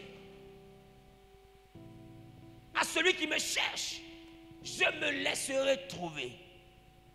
Maman, tu peux. À celui qui me cherche, je me laisserai trouver. Quel est le niveau auquel tu veux t'arrêter? C'est à ce niveau-là que Dieu veut s'arrêter. Tu veux t'arrêter au niveau de venir à l'église chaque dimanche et aller dormir à la maison. Dieu veut s'arrêter aussi au niveau de venir à l'église et puis aller dormir. À quel niveau tu veux t'arrêter? C'est à ce niveau-là que Dieu veut s'arrêter. Si tu veux t'arrêter à la dimension, tu es à l'image parfaite de Dieu, il te conduira à devenir l'image parfaite de Dieu. La Bible, dans la Bible dit que les ombres des apôtres arrivaient à guérir les malades, les mouchoirs arrivaient à guérir les malades. Écoute-moi bien, il y a l'extraordinaire qui se vit dans l'ordinaire. Où tu veux aller, c'est là-bas que Dieu veut aller. Il dit, lève-toi, sois éclairé. Si tu ne te lèves pas, tu ne seras pas éclairé. Et si tu n'es pas éclairé, ta lumière ne viendra pas. Lève-toi, sois éclairé. Éclairé par quoi? Par l'illumination divine, la révélation de Dieu. Et ta lumière arrive, c'est la prophétie de Dieu. Il dit, les ténèbres recouvrent la terre, l'obscurité, les peuples, mais sur toi, l'Éternel se lève, sur toi, sa gloire apparaît. Si tu veux que la gloire de Dieu se lève et apparaisse dans ta vie, tu dois te lever et accepter que le Saint-Esprit te communique sa lumière pour que toi, ta lumière arrive. Ça veut dire qu'aussi longtemps que tu n'as pas la communion de l'Esprit de Dieu, tu ne peux pas avoir ta lumière qui viendra. Ce n'est pas possible. Tu es assis dans l'église en train d'attendre le jour de ta gloire, le jour de ton mariage, de ton voyage. Mais écoute-moi, si tu ne t'intéresses pas au jour où l'Esprit te rencontrera, tu ne verras jamais le jour où la gloire de Dieu se manifestera. Les gens ont entendu. Ils ont attendu plutôt le jour où le Fils de Dieu allait venir sur terre. Mais avant que le Fils de Dieu arrive sur terre, ils ont vu d'abord le jour où l'Esprit est venu chez une vierge. La Bible dit qu'il l'a recouvert de son ombre. Tant que l'Esprit de Dieu ne vient pas, une prophétie ne s'accomplit pas. Même regarde, Dieu a créé le ciel et la terre. Avant de commencer sa création sur la terre, avant le premier jour et la première œuvre, l'Esprit de Dieu est celui-là qui est venu inspecter le terrain. Il est celui-là qui vient comme un espion pour valider d'abord que Dieu peut commencer une œuvre. Donc si Dieu veut commencer quelque chose dans ta vie, le premier qu'il veut voir en train de se mouvoir dans ta vie, c'est le Saint-Esprit. Si le Saint-Esprit ne se meut pas dans ta vie, la parole de Dieu ne vient pas vers toi. Dis, j'ai besoin du Saint-Esprit. Dis, j'ai besoin du Saint-Esprit. Dis, Saint-Esprit, j'ai besoin de toi. Si je t'avais frustré, si je t'avais attristé, si je t'avais irrité, si j'avais blasphémé contre toi, je te demande pardon. Reviens dans ma vie. Amplifie ta présence en moi. Remplis-moi de toi. Remplis-moi de toi. Je veux te connaître. Sois mon ami et mon meilleur ami. Viens me parler et deviens mon confident. Toi qui es l'ancien des jours, le premier à avoir bougé sur terre, viens me montrer la terre et ses richesses. terre et Le seul qui sonde les profondeurs du Père, ceux qui sont là, viens me communiquer la pensée de Dieu. viens me communiquer. C'est la toi qui sondes les cœurs et les reins. C'est toi qui sondes. Viens me montrer qui sont ceux que je fréquente. Viens me montrer qui J'ai besoin de toi. j'ai besoin de toi. Viens dans ma vie. Viens dans ma vie. Au nom de Au Jésus-Christ. nom de Jésus. Amen. Amen. Acclame le Saint-Esprit.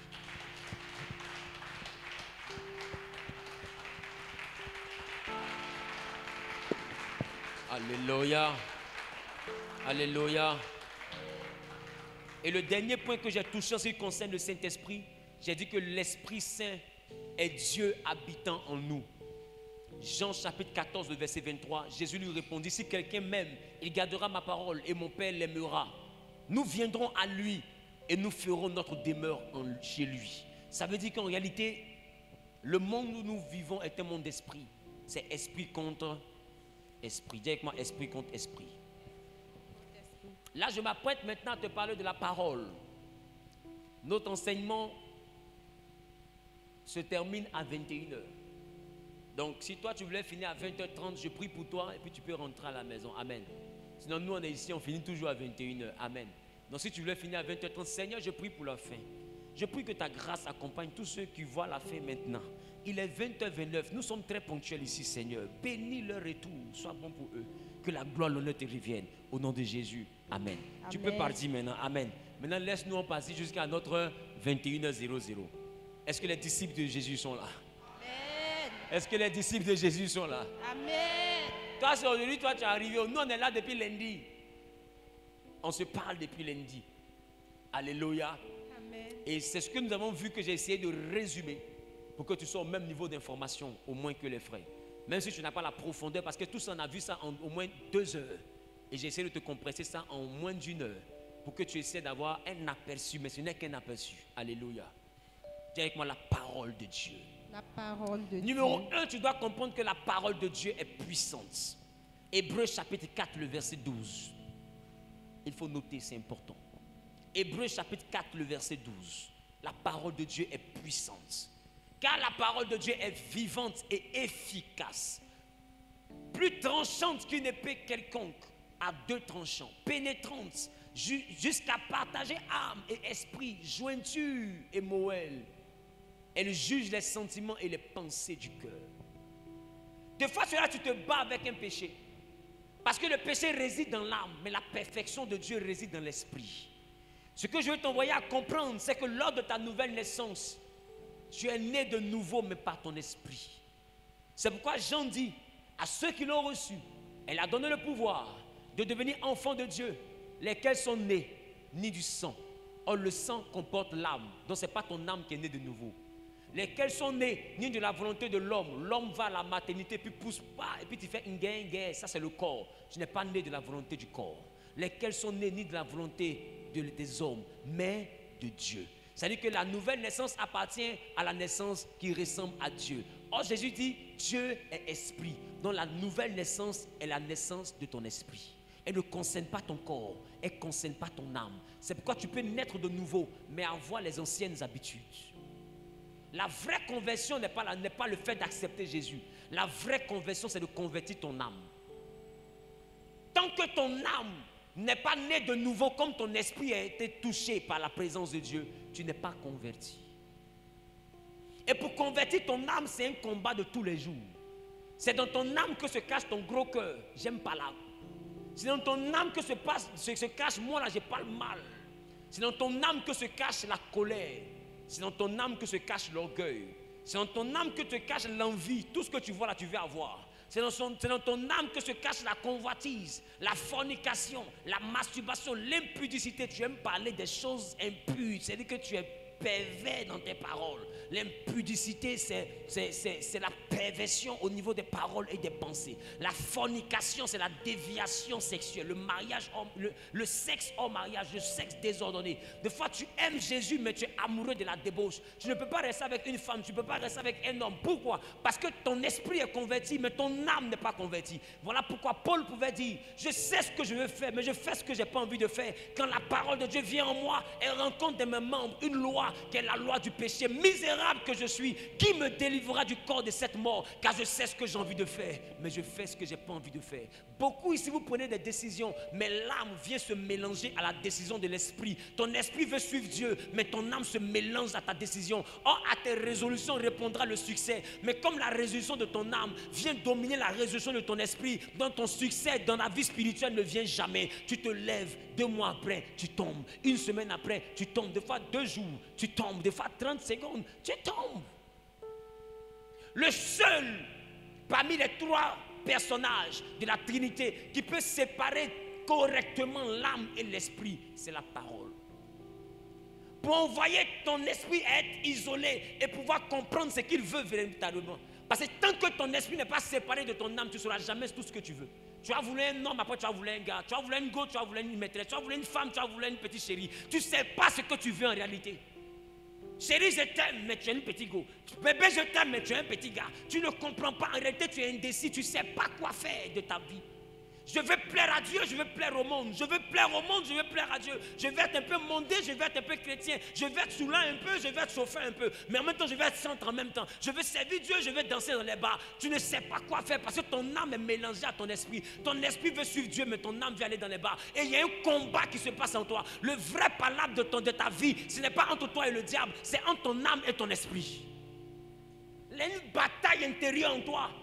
Tu viens arrêter de te battre, mais ton âme envoie la colère. Et tu te bats, j'ai pas envie de gifler. Ton âme dit c'est foutu, gifle là. Elle t'insulte trop, tu peux pas te taire comme ça. Tape sur sa bouche, s'il te plaît. Ton esprit dit calme-toi un peu, tu es né de nouveau. Ton âme dit jamais, tu vas te calmer comment. Et puis les gens vont dire que tu n'as pas force. Tu vas faire qu'on va dire qu'elle te moins frappe là un peu, s'il te plaît. Gifle sa bouche, ça va rien faire. Ça là, Dieu n'est pas contre ça. Au moins la Bible dit que la folie est rattachée au cœur de l'enfant. Mais avec la verge, tu l'en délivreras. Si tu l'as tapé, c'est pas mauvais. La Bible dit impose les mains aux malades. Et les malades seront guéris. Si tu l'as giflé, c'est une imposition des mains. Elle sera guérie. Et il y a quelqu'un qui te parle. Ce n'est pas la voix du diable, c'est la voix de ton âme.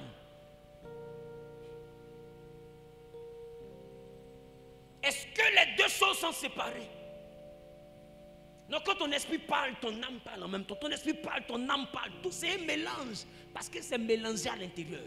Pour séparer l'âme et l'esprit, la Bible dit la parole de Dieu seule est efficace, tranchante comme une épée à 2 tranchants, qui peut séparer l'âme et l'esprit. Oh là là là là là là là. Quelqu'un dit l'âme et l'esprit.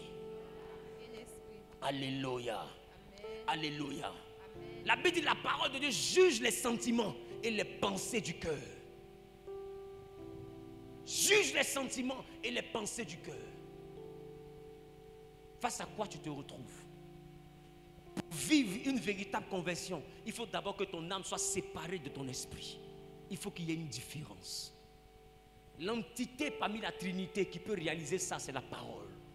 C'est elle qui sépare. Est-ce que je parle à quelqu'un? Dis avec moi, l'âme est puissante, la parole est puissante. Elle peut séparer mon esprit de mon âme. C'est pourquoi remarque, à chaque fois, prends le temps et remarque-toi bien. À chaque fois que tu écoutes la parole de Dieu, même là même tu entends de l'écouter, sur les réseaux, dans cette salle, pendant que tu entends de m'écouter, il y a une décision qui entend de venir dans ton cœur. Parce qu'il y a quelque chose, il y a la séparation automatiquement entre tes désirs du monde et les désirs de Dieu. Tu as envie de te rapprocher de Dieu. Il y a un amour de Dieu qui naît. Pourquoi? Parce qu'au moment où la parole est libérée, elle sépare l'âme et l'esprit. Donc elle t'envoie à savoir que tu veux Dieu dans ta vie. Mais dès que tu sors, tu n'entretiens pas cette séparation et ça se mélange encore. Tu veux que la séparation là demeure? Alors la Bible dit, si vous demeurez dans ma parole et que ma parole demeure en vous. Le véritable chrétien qui veut être transformé n'écoute pas la parole de Dieu tous les dimanches. Il la lit tous les jours. La Bible dit que le livre de la loi ne s'éloigne point de ta bouche. Médite le jour et nuit. Toi, combien de fois tu médites? Est-ce que tu sais que lire la parole de Dieu au quotidien, ce n'est pas l'âme de l'esprit? Envoie la volonté de ton esprit à dominer la volonté de ton âme. Ce n'est pas le fait de retenir les histoires, c'est le fait de lire la parole. Plus tu la lis, plus elle fait un travail en toi. La parole n'est pas qu'un livre, la parole est une personne. En lisant la parole, tu finiras par rencontrer l'esprit de la parole. Or, l'esprit de la parole est une personne. C'est la parole là qui est un livre. Voilà pourquoi la Bible dit la lettre tue, mais l'esprit de la lettre vivifie. Il y a un esprit qui est derrière la lettre que tu vas lire. Quand tu liras la lettre au quotidien, cet esprit de la lettre va comprendre que tu cherches à comprendre la lettre. Alors lui, il va venir marcher avec toi. Et c'est lui qui peut t'aider à séparer ton âme de ton corps. Tu le rencontres lorsque tu le cherches, mais par la lecture de la parole. Il dit à Josué, afin que tu réussisses dans toutes tes entreprises, aussi longtemps que tu ne lis pas la parole de Dieu, même l'échec va te suivre. La réussite vient de la parole de Dieu.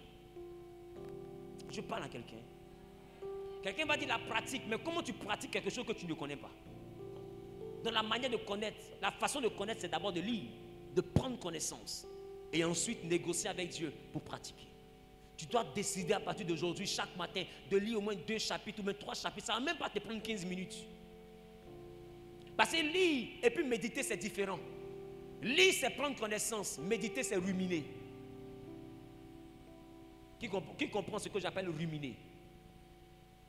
À l'école primaire, on a parlé des ruminants. Il y a le mouton, c'est pas ça?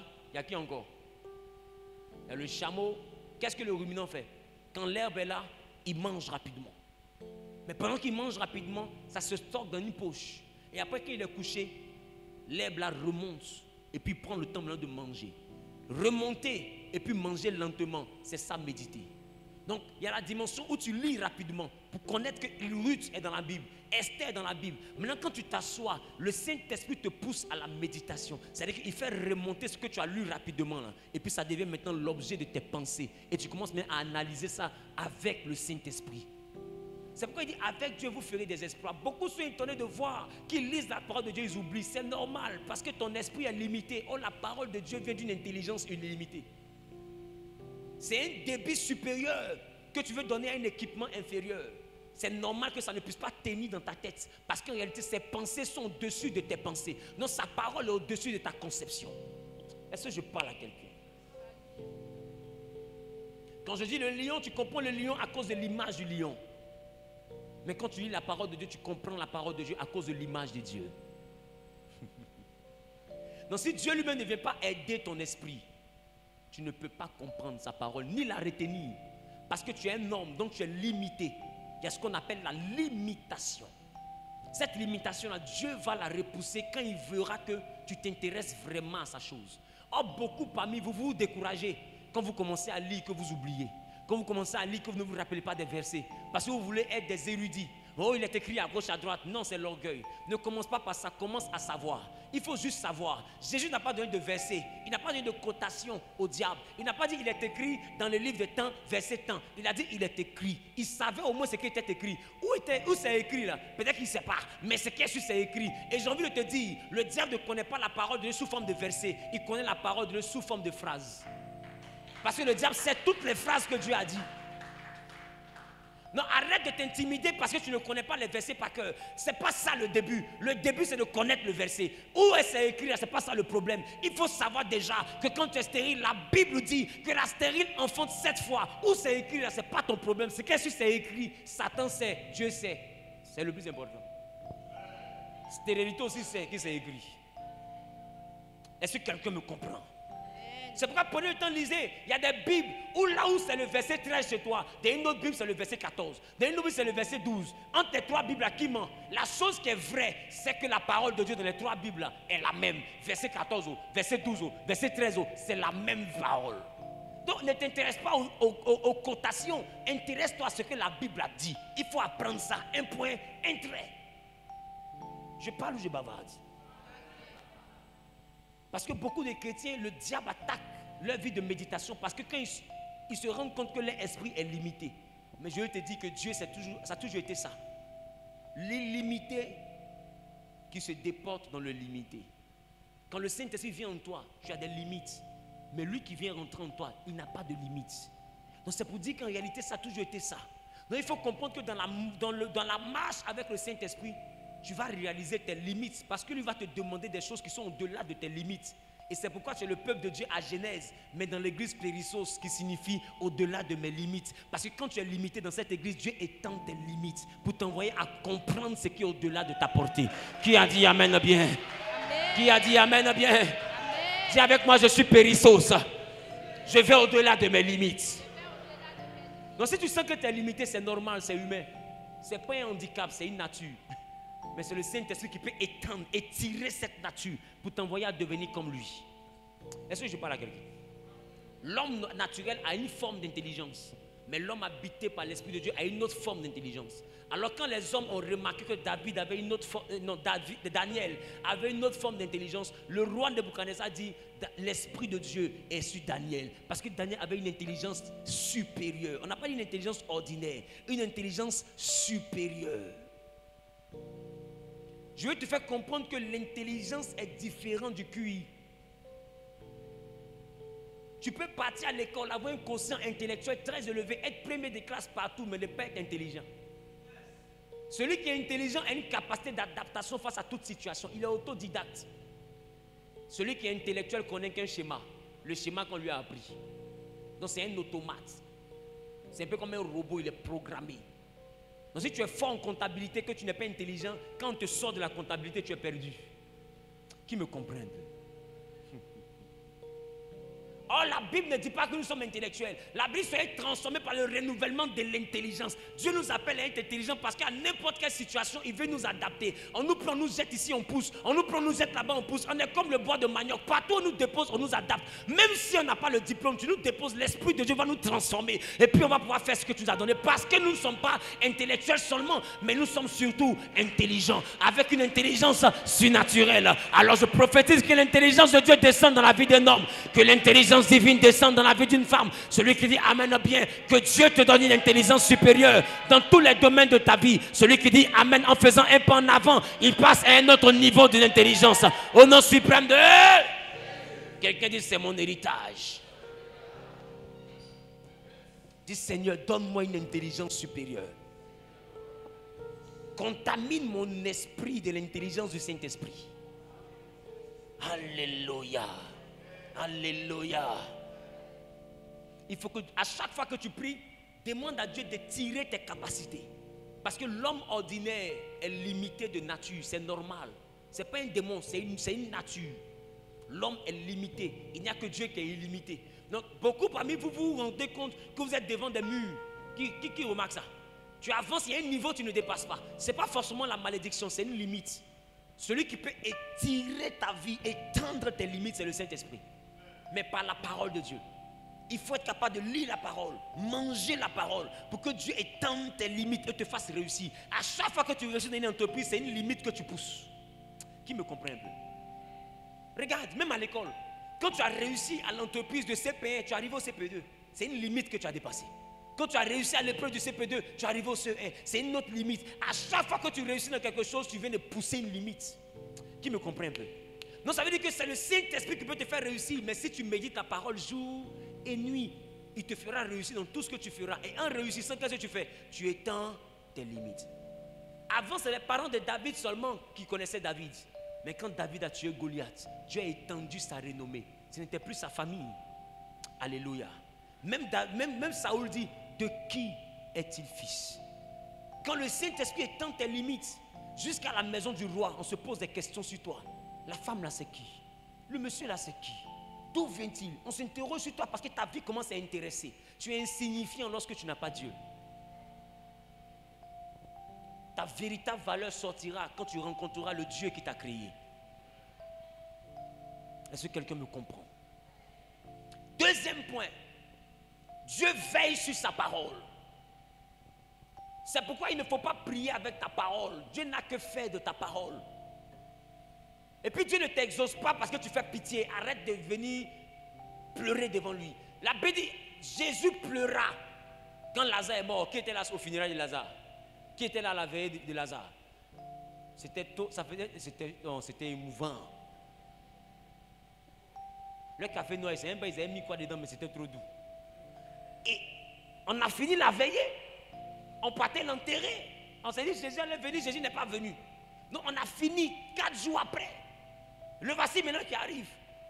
Il dit, mais si tu étais là, ton ami n'allait pas mourir. Il dit, où l'avez-vous mis? Il avait dit, Jésus pleura. Quand il a pleuré, les gens disent, oh, ça fait pitié. Le funérail est chic. Même Jésus pleure. Souvenez-vous, même les larmes de Jésus n'ont pas ressuscité Lazare. Même les larmes de Jésus n'ont pas ressuscité Lazare. Si les larmes de Dieu n'ont pas ressuscité Lazare, ce n'est pas tes larmes qui vont changer ton célibat. Arrête de pleurer devant Dieu. Dieu n'exauce pas les pleureurs. Dieu exauce ceux qui connaissent leur identité. Et il n'y a que sa parole qui te révélera qui tu es. Il veille sur sa parole. La Bible dit, il veille sur sa parole pour l'accomplir. Alléluia.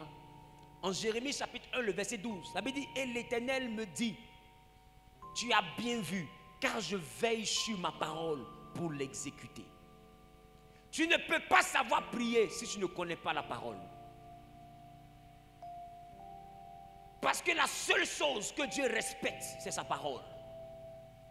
La chose qui va l'envoyer à changer ta vie, c'est que tu réussisses à lui dire de manière claire qu'est-ce que sa parole dit au sujet de ta situation. C'est ce qui va faire changer ta situation. Donc tu dois être capable de fouiller la parole jusqu'à trouver ce qu'elle dit de ta situation. Si tu es stérile, la Bible dit la stérile enfante 7 fois et celle qui avait des enfants se retrouve avec le ventre flétri. Voilà ce que la parole dit en ce qui te concerne. Donc tu dois dire, Seigneur, il est écrit que quand je marche avec toi, je suis stérile, je suis capable d'enfanter 7 fois. C'est ta parole, c'est pas ma parole. Et tu n'es pas un homme pour mentir. Ce que ta bouche dit, ta main l'accomplit, c'est pas ma main. Alors si ta parole est la vérité, voici mon ventre. Voilà, si ta parole est la vérité. Dis à ton voisin, voilà ventre là. On s'en va à la maternité comme ça.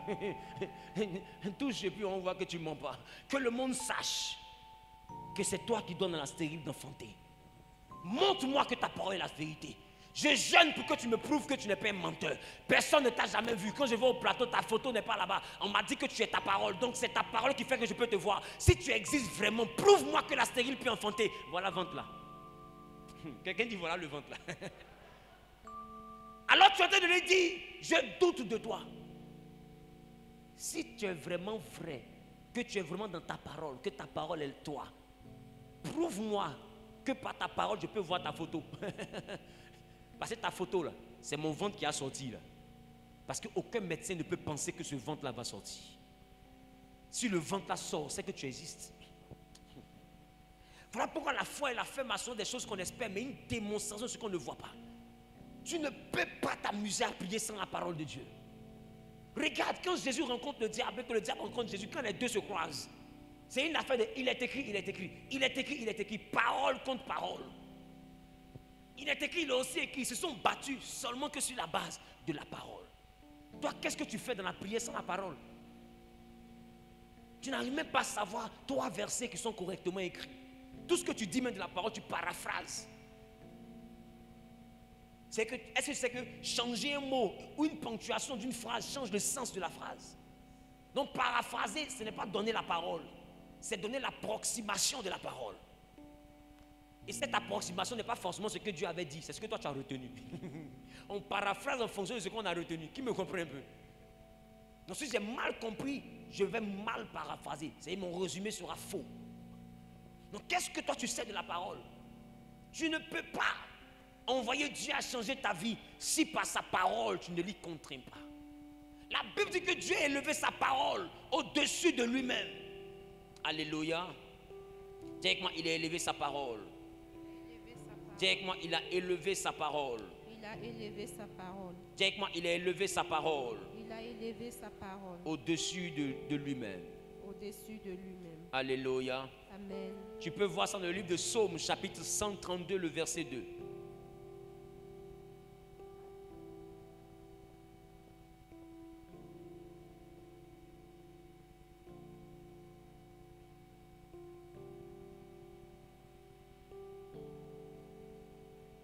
Psaume 138 plutôt, le verset 2.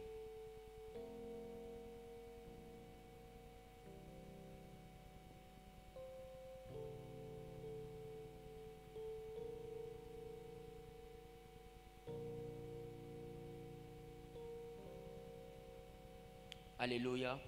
Dis avec moi, Dieu a élevé sa parole au-dessus de lui-même. Dis avec moi, Dieu a élevé sa parole au-dessus de lui-même. Alléluia. Je parle à quelqu'un, mais je bavarde. Je parle à quelqu'un, je bavarde. Donc la chose qui peut envoyer Dieu à changer ta situation, ce n'est pas ta situation. C'est sa parole. Je parle ou je bavarde? Dis avec moi, sa parole. Dis Seigneur, j'ai besoin de ta parole. Dis Seigneur, j'ai besoin de ta parole. Dis Seigneur, j'ai besoin de ta parole. Seigneur, j'ai besoin de ta Alléluia. parole. Amen. Donne-moi un amen de victoire. Amen. Donc désormais, retiens que Dieu veille sur sa parole pour l'accomplir. Donc la personne de la parole est importante dans ta prière. Sans la parole dans ta prière, Dieu n'accomplira rien. Un autre point que je veux toucher, le troisième point, il nous reste 7 minutes. La parole de Dieu est la volonté écrite de Dieu.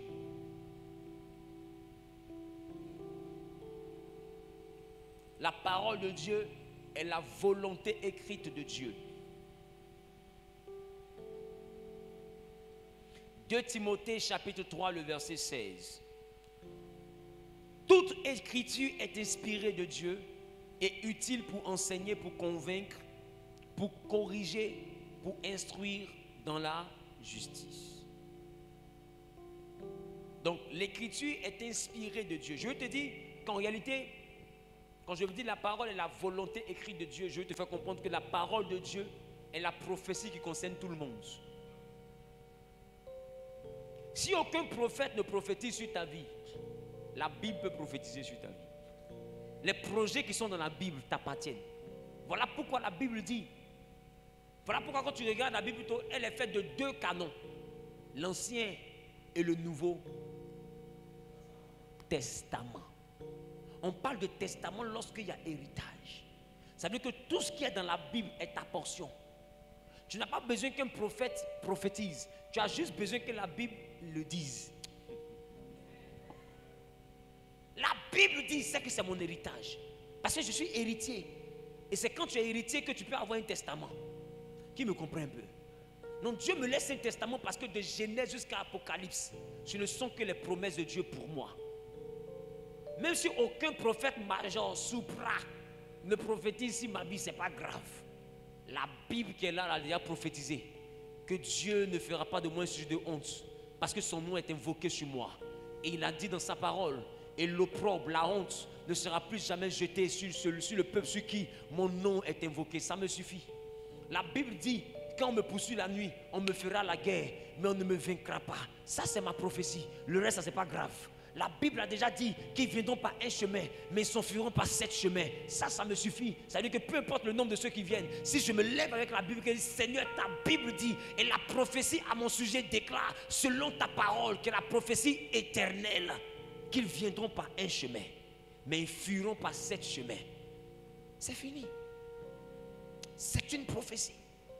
Ton problème, c'est que tu soulèves ta Bible, mais tu ne sais pas que c'est une prophétie. Tu cherches un prophète. Oh, tu as la prophétie avec toi. Le prophète ne dit que la prophétie. La prophétie est là dans ta main. Et toi, tu cherches le prophète. Le prophète va venir pour confirmer ce que la prophétie a dit à ton sujet. Mais la prophétie, c'est la parole de Dieu. C'est en elle que tu dois croire. Ce n'est pas en des voyances. Vous savez qu'aujourd'hui, la voyance est devenue le centre de l'église. Tout le monde cherche un voyant. En réalité, c'est l'idolâtrie qui se déporte dans l'église. C'est le charlatanisme, c'est l'occultisme qui se déporte dans l'église. C'est une dérive. La vraie prophétie, elle est dans la Bible. Il ne donne aucune révélation qui soit en dehors de sa parole. Non, tout est d'abord dans sa parole, dans le carnaval de sa parole. Il faut accepter que la Bible soit une prophétie. Tu verras que chaque jour, tu vas chercher à savoir qu'est-ce que Dieu prophétise sur toi. Qui me comprend? Au lieu de poursuivre un pasteur pour qu'il te dise ce que Dieu a dit, chaque jour tu vas ouvrir ta Bible pour savoir qu'est-ce que Dieu veut prophétiser sur toi. Beaucoup ont déjà fait ce test-là. Le test d'avoir sa Bible en main et puis dire Seigneur, j'ai tel problème, parle-moi. Et puis tu ouvres. Majoritairement, le verset sur lequel tu tombes là, on dirait qu'il a pris son doigt pour mettre sur ton front. Et puis il entend te parler. Pourquoi? Parce que la Bible, ce n'est pas du jeu. Mais tu ne peux pas avoir ça si tu as la Bible dans ta tablette. Tu comprends un peu?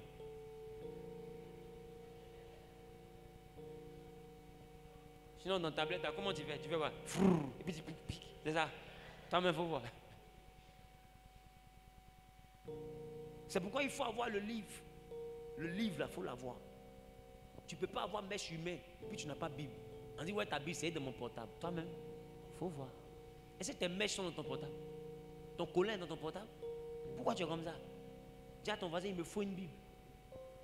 Il faut avoir une vraie Bible, pas les Bibles des enfants. Il faut avoir une Bible d'études où il y a au moins un dictionnaire derrière, il y a un lexique. Ça montre que tu es un lecteur. Il faut avoir une Bible d'études. Parce que tu es un disciple. Disciple signifie élève. Donc c'est que quand tu es un élève, tu cherches une Bible avec laquelle tu peux étudier. Parce qu'un élève étudie. Quelqu'un me comprend? Il est important d'avoir une Bible. Tu me vois en train de prêcher comme ça, je ne suis pas né avec. Depuis la maison de mon père, j'achetais les Bibles d'études, Semeur, Louis II, avec les commentaires, etc. Je cherchais, je lisais, je cherchais les logiciels où on peut avoir les traductions hébraïques, grecques, etc. Je cherchais à comprendre l'étymologie de chaque mot, de chaque verset, etc. Et c'est comme ça que je me suis forgé ma personnalité. La Bible dit, avec tes biens, acquiert la sagesse. Mais comment on fait pour acquérir la sagesse et ses biens? C'est en achetant un livre. Toi-même, il faut voir. Si aujourd'hui tu es devenu intelligent, intellectuel, correct comme tu es, c'est parce que ton papa a pris son argent pour te rendre comme ça. Ceux qui n'avaient pas l'argent pour aller à l'école là n'ont pas ton niveau intellectuel. Donc ça veut dire que tu es devenu ce que tu es devenu avec l'argent. C'est avec les biens. C'est l'argent qu'on a pris pour te faire devenir. Docteur que tu es, maîtrisard que tu es, celui qui a la licence que tu es, BTS que tu as, tout ça c'est fait avec l'argent. Ceux qui n'avaient pas l'argent ils sont devenus nounous. Qui me comprend? Donc c'est-à-dire que quand tu veux devenir quelqu'un, tu te bâtis avec ton argent. Sors, achète des livres. Il y a des grands orateurs, il n'y a pas que ton pasteur, il y a des grands orateurs.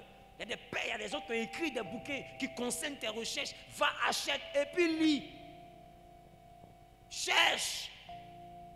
Qui me comprend? Lis. Ton foyer va mal. Il y a des chrétiens qui ont écrit sur le mariage. Ouvre et puis lis. Les versets, ce que Dieu leur a donné comme inspiration, tu vas comprendre. C'est aussi un enseignement. Et c'est comme ça qu'on se bâtit. Mais toi, tu attends dimanche pour venir écouter Zawi. Regarde ton comportement. Je parle à quelqu'un, je bavarde. La Bible est une prophétie. Donc quand tu la tiens en main, comprends que c'est un message de Dieu pour toi que tu traînes comme ça dans ta main. Alors chaque jour, tu dois chercher à te demander, avant de m'endormir, qu'est-ce que Dieu a à me dire? Et puis dis, Seigneur, parle-moi avant que je dorme. J'ai besoin que tu me parles. Et puis tu prends ta Bible, tu ouvres. Et puis tu lis. Tu vas voir qu'il va ouvrir ton intelligence, il va te parler. Ça va concerner un problème que tu as, quelque chose que tu as. Le lendemain matin, tu fais pareil. Tu cherches la volonté de Dieu. Et dis à celui qui me cherche, je me laisserai trouver. Et la volonté écrite de Dieu, c'est la Bible. Je parle à quelqu'un ou pas? Si un prophète ne décroche pas ton appel, ce n'est pas grave. La Bible va décrocher toujours ton appel. C'est bon? Tiens-toi debout et dis merci à Dieu pour ce moment qu'il a rendu possible. Et demande-lui de te donner la force de rester connecté à sa parole. De rester connecté à sa parole. De rester connecté à sa parole. Il lève la voix et parle à Dieu. Il lève la voix et parle à Dieu. Il lève la voix et parle à Dieu. Nous te bénissons, te rendons gloire et louange. Nous te bénissons, te rendons gloire et louange. Merci pour ta main puissante. Merci pour ta droite. Et merci pour ta faveur. Donne-nous d'être des amoureux de ta parole. Donne-nous d'être des amoureux de ta parole. Glorifie nos vies, afin que nos vies te glorifient. Dans le nom suprême de Jésus-Christ de Nazareth, nous avons prié. Quelqu'un dit Amen bien. Que Dieu garde cette prédication dans ton cœur et qu'il te donne d'atteindre la dimension pour laquelle elle a été annoncée. Que le diable ne soit pas capable de la voler, de l'arracher. Que le diable ne sera pas capable de t'envoyer à l'oublier. Que le diable ne soit pas capable de t'envoyer à la sous-estimer et à la banaliser. Mais que Dieu t'envoie à te consacrer par rapport à ce que tu as entendu, qui est sa parole et qui est la vérité. Que Dieu te donne d'avoir confiance en sa parole, plus qu'un homme de Dieu, d'avoir confiance en sa parole, plus qu'un prophète, d'avoir confiance en sa parole, qui donne l'amour de la méditation de sa parole et de la lecture quotidienne de sa parole. Et que son esprit puisse impacter ton esprit afin que tes limites soient étendues en termes de mémoire, en termes de compréhension, en termes d'intelligence, en termes de renouvellement de la pensée. Que ton esprit soit étendu pour que tu sois capable de comprendre, de retenir et de pratiquer la parole de Dieu. Dans le nom de Jésus, j'ai prié, quelqu'un dit 4 fois Amen. Que Dieu vous bénisse. On peut s'asseoir, je donne rapidement les trucs, les informations. Je donne rapidement les informations. Je veux porter à votre connaissance que désormais, nous avons un programme qui sera officiellement, qui va débuter officiellement le lundi prochain, qu'on appelle Midi en prière. Nous sommes à la phase expérimentale, nous sommes en train d'intercéder. Amen. Voilà. Nous sommes en train d'intercéder. Ça veut dire que ce que nous avons commencé, on l'appelle Midi en prière, mais le lundi, on va dédier ces moments-là à Dieu. Pour que ce moment-là n'ait pas de fin et que Dieu soit au contrôle de tout ça. Qui me comprend un peu? C'est un peu comme une dédicace de ce moment-là à l'Éternel. On va le présenter, le recommander à l'Éternel. Alléluia. Mais pour l'instant, sache que tous les midis, nous sommes ici. De midi 30 à 13h30, on a juste une heure. De midi 30 à 13h30, nous prenons le temps, nous prions pour l'Église, pour le peuple de Dieu à Genèse, pour la croissance de la vie de Dieu en nous, etc., etc.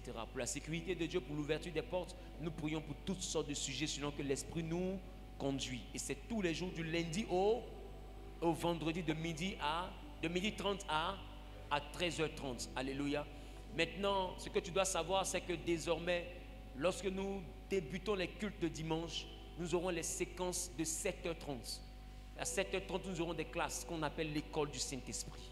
Et à cette école du Saint-Esprit, toi qui es dans le peuple de Dieu, ta séance commence le dimanche. Ça veut dire qu'on aura des étapes à franchir avec le Saint-Esprit, des niveaux de compréhension, des niveaux d'enseignement avec le Saint-Esprit. C'est pour tout le peuple de Dieu. Dieu m'a mis à cœur ce programme afin que vous puissiez être assis, enracinés dans sa parole et que vous deveniez des chrétiens matures. C'est important d'atteindre la maturité. Amen.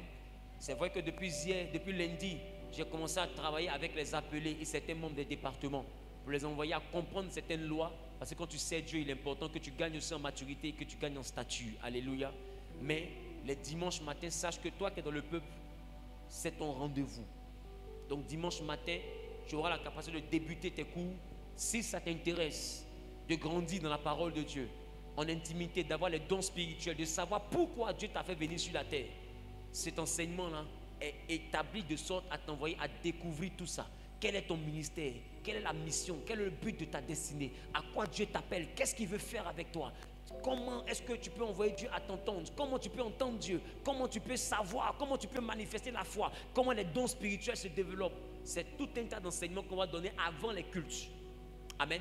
Donc il y aura la première séquence, la deuxième séquence, qui est un peu comme le CP2, troisième séquence comme le CE1, quatrième séquence qui est comme le CE2. Donc c'est 4 classes. Donc tout le monde va commencer au niveau 0 et puis partir classe par classe pour être sûr que tu arrives à bon port jusqu'à la dimension où Dieu fait de toi un disciple et un gagneur d'âme. On ne commence pas la vie chrétienne en étant un gagneur d'âme. Même les disciples qui ont marché avec Jésus ont fait 3 ans et demi de formation avant d'aller faire des nations des disciples. Qui me comprend? Voilà. Parce que dehors est risqué. Il y a trop de choses dehors. Il ne faut pas te presser pour aller dans les hôpitaux pour prier pour les malades. Tu n'es pas encore formé à faire face à certains démons. Fais attention. Parce qu'il y a des maladies qui ne sont pas rattachées à des germes ni à des microbes, mais qui sont purement rattachées à des possessions démoniaques. Tant que tu n'as pas reçu l'autorité du Saint-Esprit, il y a des maladies, il ne faut pas t'amuser avec. Tu vas te retrouver face à des forces que Dieu ne t'a pas équipées pour vaincre. Même Jésus qui est Jésus, quand il était encore un bébé, on l'a soulevé pour fuir, pour aller en Égypte. Qui me comprend un peu? C'est-à-dire qu'il y a une dimension de ta vie chrétienne où il ne faut pas t'exposer. Dieu lui-même veut qu'on te cache. Parce que tu dois grandir. Amen ou pas? Donc, il faut savoir être formé parce que beaucoup détruisent leur vie chrétienne avant même de la commencer. Par un faux zèle. Le zèle de ta maison me dévore. Tu es appelé à être une grande prophétesse. Comment tu as dit ça? Tu ouvres cellule de prière à la maison. Ma chérie, ton prophétesse là, ça ne va jamais arriver. Parce qu'en réalité, tu veux mettre la charrue avant les bœufs. Il faut aller step by step, étape par étape. Donc c'est à l'école du Saint-Esprit qu'on va vous envoyer à comprendre tout ce processus-là.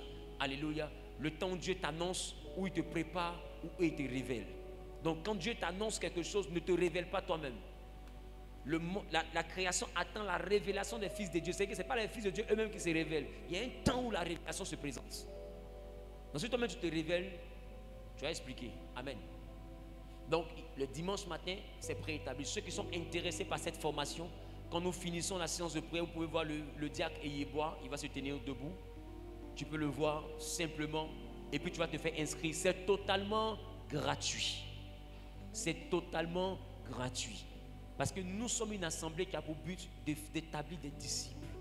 Donc il faut qu'on puisse vous envoyer être équipé par la parole de Dieu. Donc à la fin du culte, vous l'approchez simplement. Il prendra votre nom. Et puis le dimanche, sachez que vous avez rendez-vous ici à partir de 7h30. De 7h30 à 9h30, 2 heures de cours. Et puis à partir de 10h00, on débutera notre culte. Alléluia. Donc que Dieu vous bénisse. Que sa paix et sa grâce soient avec vous. Je vous aime de l'amour de Christ. Je prie que votre retour soit sécurisé. Que Dieu vous garde. Que sa main soit sur votre vie. Que sa grâce soit sur votre vie. Que la vie de prière soit votre partage. Que la dimension de gloire en Christ soit votre partage. Soyez élevés. Soyez bonifiés. Soyez glorifiés afin que vos vies glorifient l'Éternel au nom suprême de Jésus. Je déclare la victoire dans vos combats et que Dieu vous aide à relever vos défis.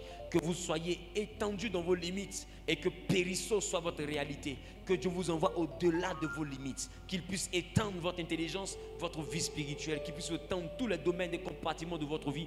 Et que quiconque creuse une force contre vous puisse lui-même y tomber au nom de Jésus. Que la sécurité et la paix de Dieu soient dans vos maisons et dans vos familles. Dans le nom de Jésus, j'ai prié. Quelqu'un a dit Amen bien. Dieu te bénisse.